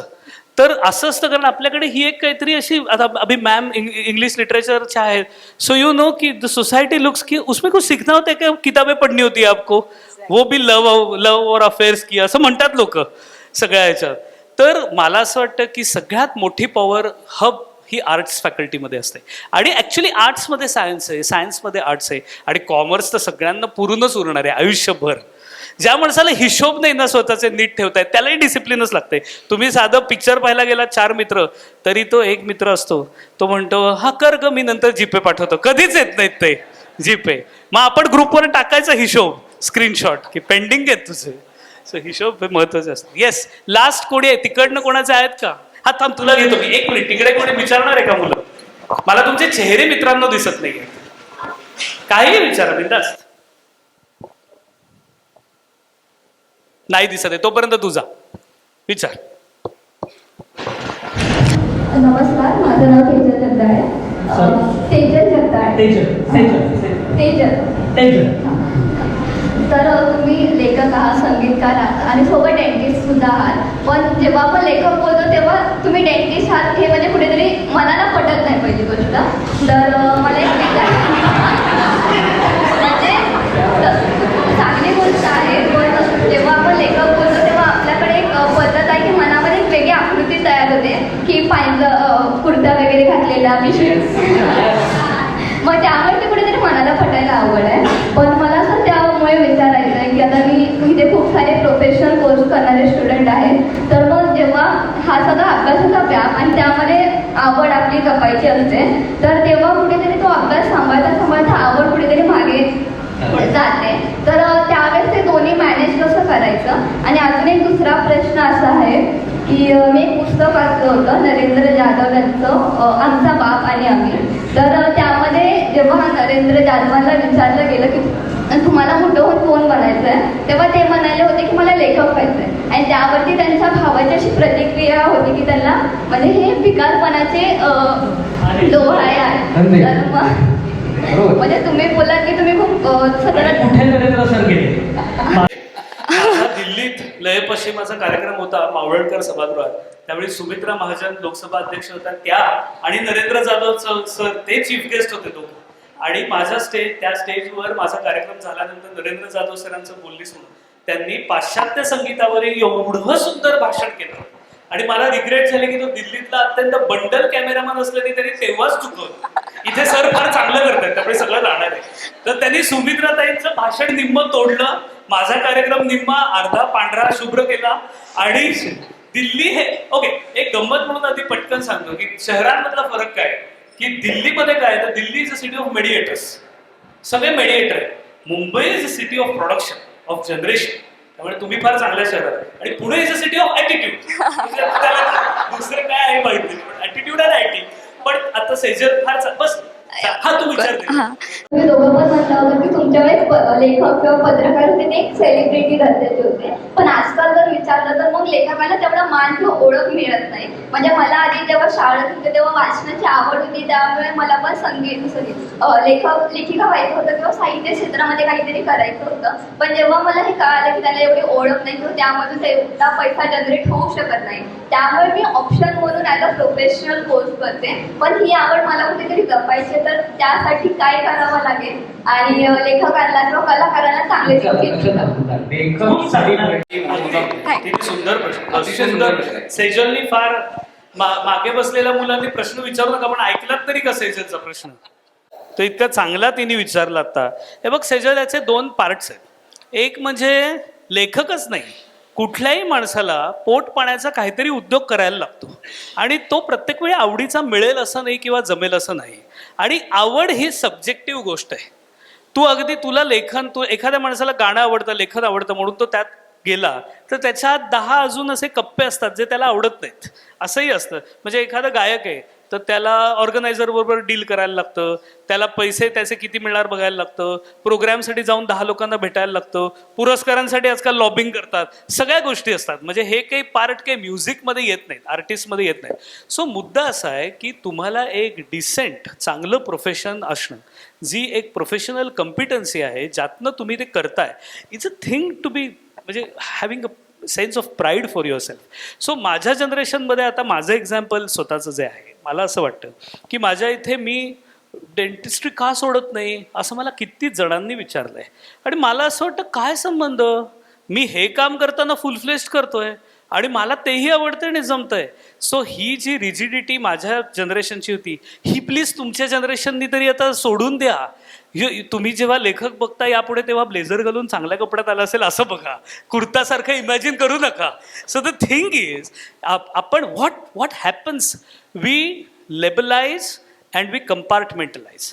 आणि again and again I am telling you that की life is not like that. Life is a conglomerate of everything. So तुम्ही आता तुला साधं प्रॅक्टिकल सांगतो.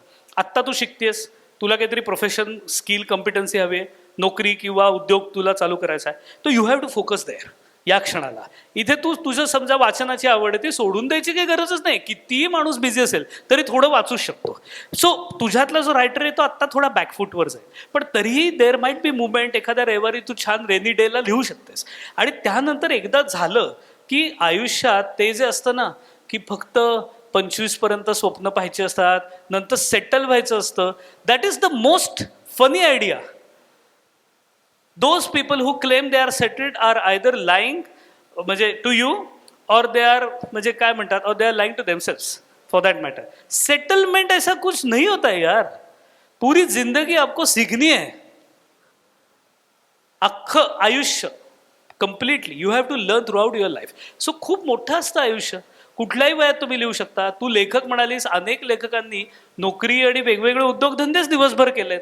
आणि त्यानंतर मी आता आशालता कांबळे मॅडम आहेत, प्रोफेसर आणि मराठीच्या प्राध्यापक आहे, तर त्यांच्याबरोबर बुकब्रोचा आमचा झाला होता सावित्रीबाई फुल्यांवरचा. आता खुद्द सावित्रीबाई फुल्यांचं तर तुम्ही मुली आहात, तुम्हाला माहीत पाहिजे सगळं चरित्र. आज त्या होत्या पंडिता रमाबाईंसारख्या होत्या बायका, म्हणून तुम्ही आज इथे समोर बसलायत, नाही तर मला सगळे मुलगेच दिसले असते फॉर दॅट मॅटर. सो यांनी ज्या पद्धतीने पॅशननी केलं, ती एकदा passion, once you have that passion for anything you like, तर you will find a way. मला नाही आवडत. पण एक तुला लास्ट सांगतो, माझ्या डेंटल कॉलेजच्या मॅडम होत्या, मंडलिक मॅडम. तर IIT तेव्हा तो काय इंटर कॉलेज स्पर्धा व्हायच्या. मला सेकंड इयर BDSला म्युझिकमध्ये, सिंगिंगमध्ये ऑल इंडिया मला फर्स्ट प्राईज मिळालेला. तर आम्ही आलो कॉलेजमध्ये, तर हवा असते ना, आपण कॉलेजसाठी आपण प्राईज घेऊन आलो. इथे जे कोण स्पोर्ट्स किंवा कल्चरमधले असतील की पेंडेकर मॅडमच्या खोलीत जाऊन फोटो, ट्रॉफी सगळं आम्ही करायचो आमच्या डीनच्या केबिनमध्ये जाऊन. तर मी IIT काय ते मूड इंडिगो त्याच्यात मी जाऊन जगजित सिंगांच्या हस्ते मला पारितोषिक मिळालं आणि असं एकदम माझे पाय वर होते. मी आलो, सगळं ते फोटो बिटो झाले आणि मग मॅडमने बोललो माझ्या केबिनमध्ये आहे. आणि म्हणलं काहीतरी झालेलं दिसतंय. मॅडम म्हणाले, आशुतोष तू माझा फार लाडका स्टुडंट आहेस, प्रॉमिस कर मला की आता 3rd इयर 4th इयर आणि इंटर्नशिप तू कुठल्याही स्पर्धेत भाग घेणार नाहीस. तर म्हणलं का, म्हणजे that was my first response. का? त्या म्हणायला, कारण मला माहिती आहे की तू आयुष्यभर लिहिशील आणि गाशील, म्हणून हे 3 वर्ष डेंटिस्ट्री नीट शिक तुला आयुष्यभर त्याचा उपयोग होईल. आणि शी वॉज सो राईट. तर मला काही तेव्हा त्या आवडल्याच नाहीत. मी बऱ्याच मित्रांबरोबर जाऊन त्यांना शिव्या दिल्या बाहेर कॅन्टीनमध्ये. पण करता काय, इंटरनलचे मार्क त्यांच्याच हातात होते मॅडमच्या, त्याच्यामुळे आपलं हो म्हणून नाही घेतला भाग. आणि नंतर मी इतकं जीव ओतून ते 3 वर्ष डेंटिस्ट्री केली की मला आज प्रोफेशनल म्हणून माझा गोंधळ नाही. तुमचे एक एक त्या वयात बेसिक्स असतात. Even today I feel like की अरे आत्ता मला आयुष्यात हे लिहायचंय, हे गायचंय, हे करायचंय. मल्टीफॅसेटेड असलं की तुम्हाला, पण वेळ तुमच्या हातात कमी असतो. सो मला माहिती की आत्ता माझी प्रायोरिटी काय, not being a artist, not being a dentist, I am a parent first. माझी मुलगी 12वी जाईपर्यंत माझ्यातला पॅरेंट हाच सगळ्यात मोठा असणार. तो कुठेही समाज माध्यमावर तुम्हाला दिसणार नाही, पण तोच माझ्या आयुष्यात आत्ता सगळ्यात प्रायोरिटीचा भाग आहे. आणि हे त्या वयात ते रोल्स करायला लागतात. मग नंतर असतो सगळ्याला असतो. आणि या सगळ्यात कसं आहे सेजल, की तुला एवढा तू प्रश्न विचारलास, मतलबी आहे ना की आपके अंदर है वो हुनर, यू विल डू इट, सहज करशील. क्या बात. अजून प्रश्न संपले, फक्त उत्तर आहेत आता. मंडळी, हा प्रवास इतका वेळाचा आपला जो झाला तो फार महत्त्वाचा आहे. सेजलच्या प्रश्नामुळे एक जाणीव मात्र झाली या कार्यक्रमाच्या प्रवासाची, ती म्हणजे सीमा मॅडमनी ओळख करून देताना आजचे प्रमुख पाहुणे हे डेंटिस्ट, लेखक, गायक आणि संगीतकार अशी क्रमवारी होती ओळख करून देताना. पण तिने वापरलेलं वाक्य हे शेवटच्या नोटला मला फार महत्त्वाचं वाटतं. तुम्ही लेखक आहात, तुम्ही गायक आहात, तुम्ही संगीतकार आहात आणि डेंटिस्टसुद्धा आहात. ही जी प्रायोरिटी आहे, डेंटिस्ट 4थ्या नंबरवर येणं, मला वाटतं हे लेखक म्हणून, एक कलाकार म्हणून तुमचं यश आहे खऱ्या अर्थाने. थँक्यू. किताबे, वाचन प्रेरणा दिन, पुस्तक हे सगळं होत असताना याच्यावरच काहीतरी तुमचं खास तुम्ही किताब केलेलं आहे. मला वाटतं- गाऊन शेवट करूया. अरे मला वाटतं प्लीज. आपला वेळही, कारण सगळ्यांना होय. भुका लागल्या असणार आहेत. तुम्ही कॅन्टीन मध्ये नाही तर इथे शुभम वेज मला दिसलं येताना, तिथे मला मुलं दिसली 4, त्यामुळे कट्टा कळला मला तुमचं काय ते. त्याच्या आधी एक गाणं ऐकवतो. किताबे आहे, त्याचा व्हिडिओही जरूर बघा. पण आता ट्रॅकवर मला वाटतं गाऊया. हो. मी कधी गायलं नाही ट्रॅकवर हे गाणं, ऍक्च्युली आज पहिल्यांदा First गायलं. time, So, please. हा फर्स्ट आहे खरं तर कार्यक्रम. यानंतर आपला वोट ऑफ थँक्स होईल आणि त्यानंतर नॅशनल अँथम होऊन आपला कार्यक्रम संपन्न होईल. किताबे, जोरदार टाळ्यांनी एकदा आपण त्यांना ऐकू. इथे या गाण्याच्या आधी फक्त दोघांचे थँक्स म्हणतो. केतन, त्यांनी मला रिसीव्ह केलं, तो मगासपासून बघतोय.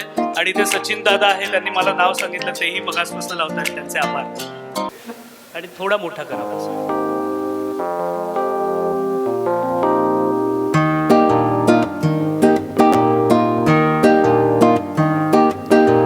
लड़का था वो पढ़ता था किताबें किताबें किताबें ही. एक लड़की थी वो पढ़ती थी किताबें किताबें किताबें ही. शब्दों का सागर ही था उनका जो घर, ना था सगा दूजा ना जाए बाहर. पढ़ना ही चाहत थी, पढ़ना ही राहत थे, बस किताबें इलाही. पढ़ना ही चाहत थी, पढ़ना ही राहत थे, बस किताबें इलाही. लड़का था वो पढ़ता था.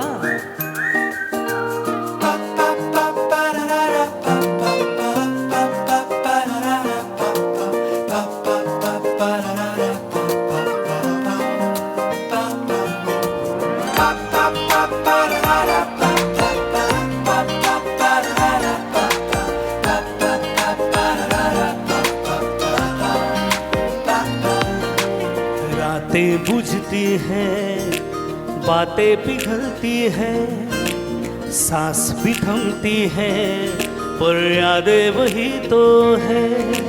राहें बदलती हैं, उम्र भी बढ़ती है, समझौते भी है, पर रिश्ते वही तो है. किताबों की लहरों में सिमटे थे जैसे, एक दूसरे को मिले बूंद जैसे. किताबों की लहरों में सिमटे थे जैसे, एक दूसरे को मिले बूंद जैसे. दोनों की कश्ती थी, दोनों का सागर, मिलने ही वाले थे आगे जो जाकर. कसक में ही है एक रिहाई, दुआ है दवा है रिहाई. किताबें जो है हमराही, लड़का था वो पढ़ता था किताबें किताबें किताबें, लड़की थी वो पढ़ती थी किताबें किताबें किताबें ही। शब्दों का सागर ही था उनका जोगर, ना था सगा दूजा न जाए बाहर। पढ़ना ही चाहत थी पढ़ना ही राहत थे बस किताबें इलाही, पढ़ना ही चाहत थी पढ़ना ही राहत थे बस किताबें इलाही। लड़का था वो पढ़ता था किताबें किताबें किताबें ही।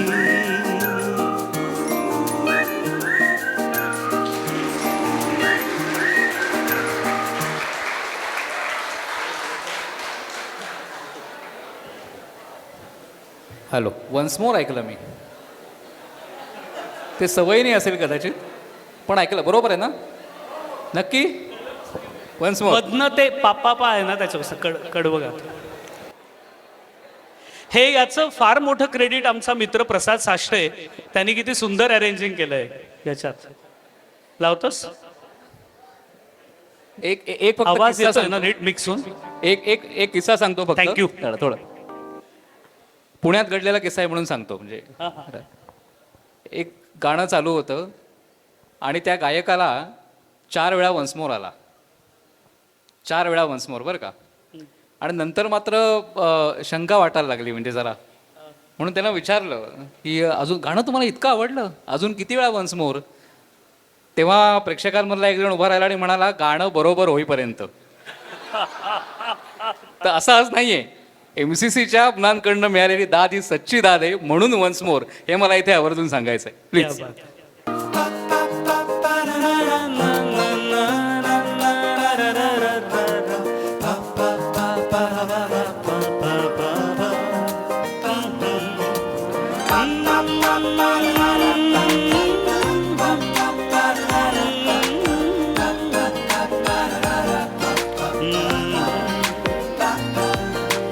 रातें बुझती है, बातें पिघलती है, सांस भी थमती है, पर यादें वही तो है। राहें बदलती है, उम्र भी बढ़ती है, समझौते भी है, पर रिश्ते वही तो है। किताबों की लहरों में सिमटे थे जैसे, एक दूसरे को मिले बूंद जैसे। किताबों की लहरों में सिमटे थे जैसे, एक दूसरे को मिले बूंद जैसे। दोनों की कश्ती थी दोनों का सागर, मिलने ही वाले थे आगे जो जाकर। कसक में भी है एक तिहाई, दुआ है दवा है रिहाई। किताबें जो है हमराही, लड़का था वो पढ़ता था किताबें किताबें ही। एक लड़की थी वो पढ़ती थी किताबें किताबें किताबें ही। शब्दों का सागर ही था उनका जो घर, ना था सगा दूजा ना जाए बाहर। पढ़ना ही चाहत थी पढ़ना ही राहत थे बस किताबें इलाही। पढ़ना ही चाहत थी पढ़ना ही राहत थे बस किताबें इलाही। लड़का था वो पढ़ता था किताबें किताबें किताबें ही। Thank you.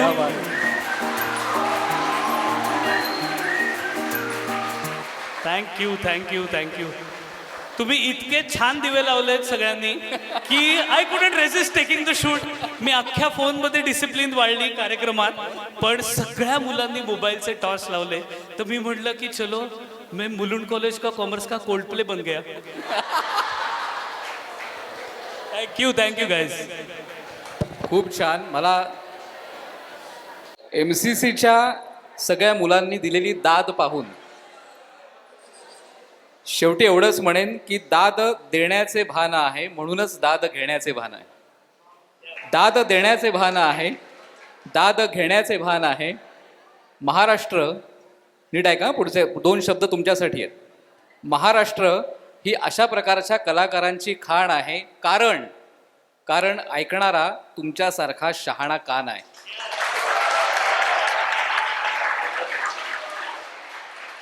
खूप छान.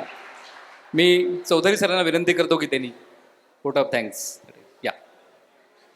माजी राष्ट्रपती डॉक्टर APJ अब्दुल कलाम यांच्या वाढदिवसाच्या दिवशी आपण वाचना प्रेरणा दिन हा साजरा करतो. आजच्या आपल्या इव्हेंटसाठी जे प्रमुख पाहुणे आपल्याला लाभले आहेत, डॉक्टर आशुतोष जावडेकर सर. मला वाटतं आमच्या कॉलेजचे भाग्य आहे की आज वाचना प्रेरणा दिन या दिवशी खरोखर असं व्यक्तिमत्व आपल्याला लाभलं आहे की त्यांनी सगळ्यांना मंत्रमुग्ध करून सोडलं. एकही स्टुडंट किंवा कोणी जागेवरचा हललेलं नाही आणि खरोखर ऐकतच राहावं असं आम्हाला वाटलं. अमय सर आणि शायरी मॅडम यांनी त्यांची मुलाखत अशीच घेत राहावी आणि त्यांचे जे जीवनातले अनुभव आहेत ते त्यांनी असेच एक्सप्रेस करत राहावे असं आम्हाला वाटत गेलं. त्यांनी यातून आपली सगळी जीवनकथा आपल्याला सांगितली. बरेचसे विद्यार्थी खरोखर त्यामध्ये खूप टॅलेंट असतं, पण एक त्यांना दिशा देण्याची गरज असते आणि मला वाटतं सरांच्या मुलाखतीतून बऱ्याच विद्यार्थ्यांना यातून प्रेरणा मिळेल. त्यांनी लहानपणापासून लेखक किंवा गायक किंवा सुप्रसिद्ध संगीतकार किंवा डेंटिस्ट या सगळ्या गोष्टी करत असताना कसा त्यांना प्रत्येक गोष्टीसाठी अडचणी आल्या किंवा ते कसे ते डेव्हलप होत गेले किंवा त्यांना कशा आत्मसात होत गेल्या, त्यासाठी त्यांना कसा प्रत्येक व्यक्तिमत्वाचा एक अनुभव म्हणजे त्यांच्या आयुष्यात आलेले मोठे मोठे व्यक्तिमत्व जे होते त्यांनी त्यांच्यापासून कशी प्रेरणा घेतली हे मला वाटतं सगळ्या विद्यार्थ्यांना यातून कळलं असेल. बरेचसे विद्यार्थ्यांनी जे प्रश्न विचारले खरोखर ते प्रेरणादायी होते आणि त्यातून मला वाटतं सरांनी जे जे आपल्याला सांगितलं ते सगळेच विद्यार्थी त्यातून प्रेरणा घेतील. मला वाटतं हे आमच्या कॉलेजचं खूप मोठं भाग्य आहे की आपल्याला वाचन प्रेरणा दिन या दिवशी खरोखर असं व्यक्तिमत्व लाभलं. मी आपल्या संस्थेतर्फे, आपल्या महाविद्यालयातर्फे, डॉक्टर सोनाली मॅडम यांच्यातर्फे आणि आपल्या सर्वांतर्फे डॉक्टर आशुतोष जावडेकर सरांचे मनापासून आभार मानतो. त्यानंतर आपल्या इव्हेंटसाठी सर आवर्जून त्यांच्या मुलीला आरोहीला घेऊन आलेत आणि तिने पण आपल्याला म्हणजे सरांनी त्यामुळे एक वेगळा अनुभव सांगितला की या प्रोग्रामसाठी मुद्दामून त्यांनी का मुलीला आणलं. त्यामुळे आरोहीचंही खूप मनापासून आभार मानतो. नंतर प्रत्येक इव्हेंट साजरा करताना मला वाटतं कुठल्याही इव्हेंटसाठी एक सपोर्टची गरज असते आणि आपल्या प्रत्येक इव्हेंटसाठी आपल्याला आपले कॉलेजचे प्राचार्य डॉक्टर सोनाली पेडणेकर मॅडम यांचं प्रत्येक वेळेस एक सपोर्ट असतो. कुठलाही प्रोग्राम करताना जे काही आपल्याला आवश्यक गोष्टी असतील त्या सगळ्या त्या बरोबर वेळेत आपल्याला उपलब्ध करून देतात. त्यामुळे मी आमच्या लायब्ररी कमिटी आणि या सगळ्यांतर्फे डॉक्टर सोनाली पेडणेकर मॅडम यांचंही मनापासून आभार मानतो. त्यानंतर आपल्या प्रोग्रामसाठी आवर्जून उपस्थित असलेले आपल्या कॉलेजचे vice principal sir doctor Shivaji Pawar sir. प्रत्येक वेळेस खरोखर त्यांचा जो स्वभाव आहे तो हेल्पिंग नेचर जसं आपण म्हणतो तो त्यांचा स्वभाव आहे. प्रत्येक वेळेस आपल्या कुठल्याही गोष्टीसाठी काही अडचण आली मला वाटतं ते आपल्याला मदत करत असतात. कुठलाही त्यांना जो सल्ला असेल आपल्याला विचारायचा त्याचं प्रामाणिकपणे ते उत्तर देऊन आपला जो काय प्रॉब्लेम असेल ते सॉल्व करतात आणि या निमित्ताने मी ते शेवटपर्यंत आपल्या इव्हेंटला हजर राहिलेत. त्यामुळे त्यांचंही मनापासून आभार मानतो. या इव्हेंटसाठी आपल्या ज्युनियर कॉलेजचे उपप्राचार्य श्रीयुत मिलिंद पाटील सर आवर्जून उपस्थित राहिलेत. मला वाटतं हा प्रोग्राम तसा ज्युनियर कॉलेज आणि सिनियर कॉलेज कारण लायब्ररीतर्फे ऑर्गनाईज केल्यामुळे ज्युनियर कॉलेज स्टुडंट आणि सगळेच असल्यामुळे सरांनी मला त्यावेळेस परमिशन दिली की आपण प्रत्येक वर्गात जाऊन ही नोटीस मुलांना सांगावी जेणेकरून ते आपले ज्युनियरचे विद्यार्थीसुद्धा याचा लाभ घेतील आणि सरांचं जे काय एक गायडन्स आहे किंवा आपण आयुष्यामध्ये वाचन किती महत्त्वाचं आहे ते ऐकतील आणि त्यांना पुढे त्यासाठी प्रेरणा मिळेल म्हणून मी सरांचंसुद्धा मनापासून आभार मानतो. त्याचप्रमाणे आमच्या सुपरवायझर मॅडम सीमाली मॅडम यासुद्धा उपस्थित आहेत त्यामुळे मी त्यांचंही यावेळेस आभार मानतो. मला वाटतं जान्हवी मॅडम आपल्या संस्थेच्या प्रतिनिधी या आपल्या इव्हेंटला आवर्जून उपस्थित आहेत, त्यामुळे मी त्यांचेही मनापासून आभार मानतो. नंतर आपल्या या इव्हेंटसाठी सरांचे मित्र, आशुतोष सरांचे मित्र doctor Joshi sir, doctor Limaye sir, त्याचप्रमाणे त्यांचे काही मित्र, मला त्यांचे नाव माहिती नाही, परंतु ते सुद्धा उपस्थित आहेत. त्या सर्व मान्यवरांचे मी आभार मानतो.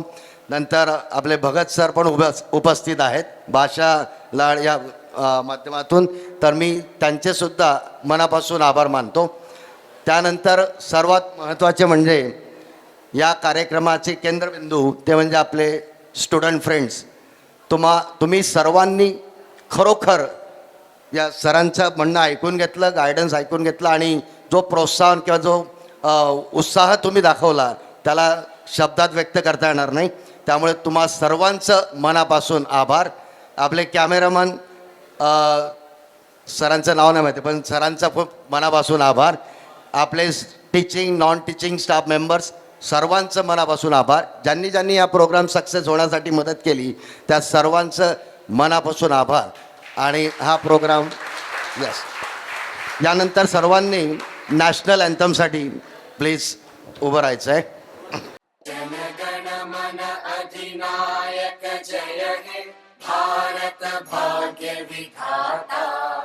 पंजाब सिंध गुजरात मराठा द्राविड उत्कल वंगा. विंध्य हिमाचल यमुना गंगा उच्चल जलधि तरंगा. तव शुभ नामे जागे तव शुभ आशीष मागे. गाहे तव जय गाथा. जनगण मंगलदायक जय हे भारत भाग्य विधाता. जय हे जय हे जय हे जय जय जय जय हे.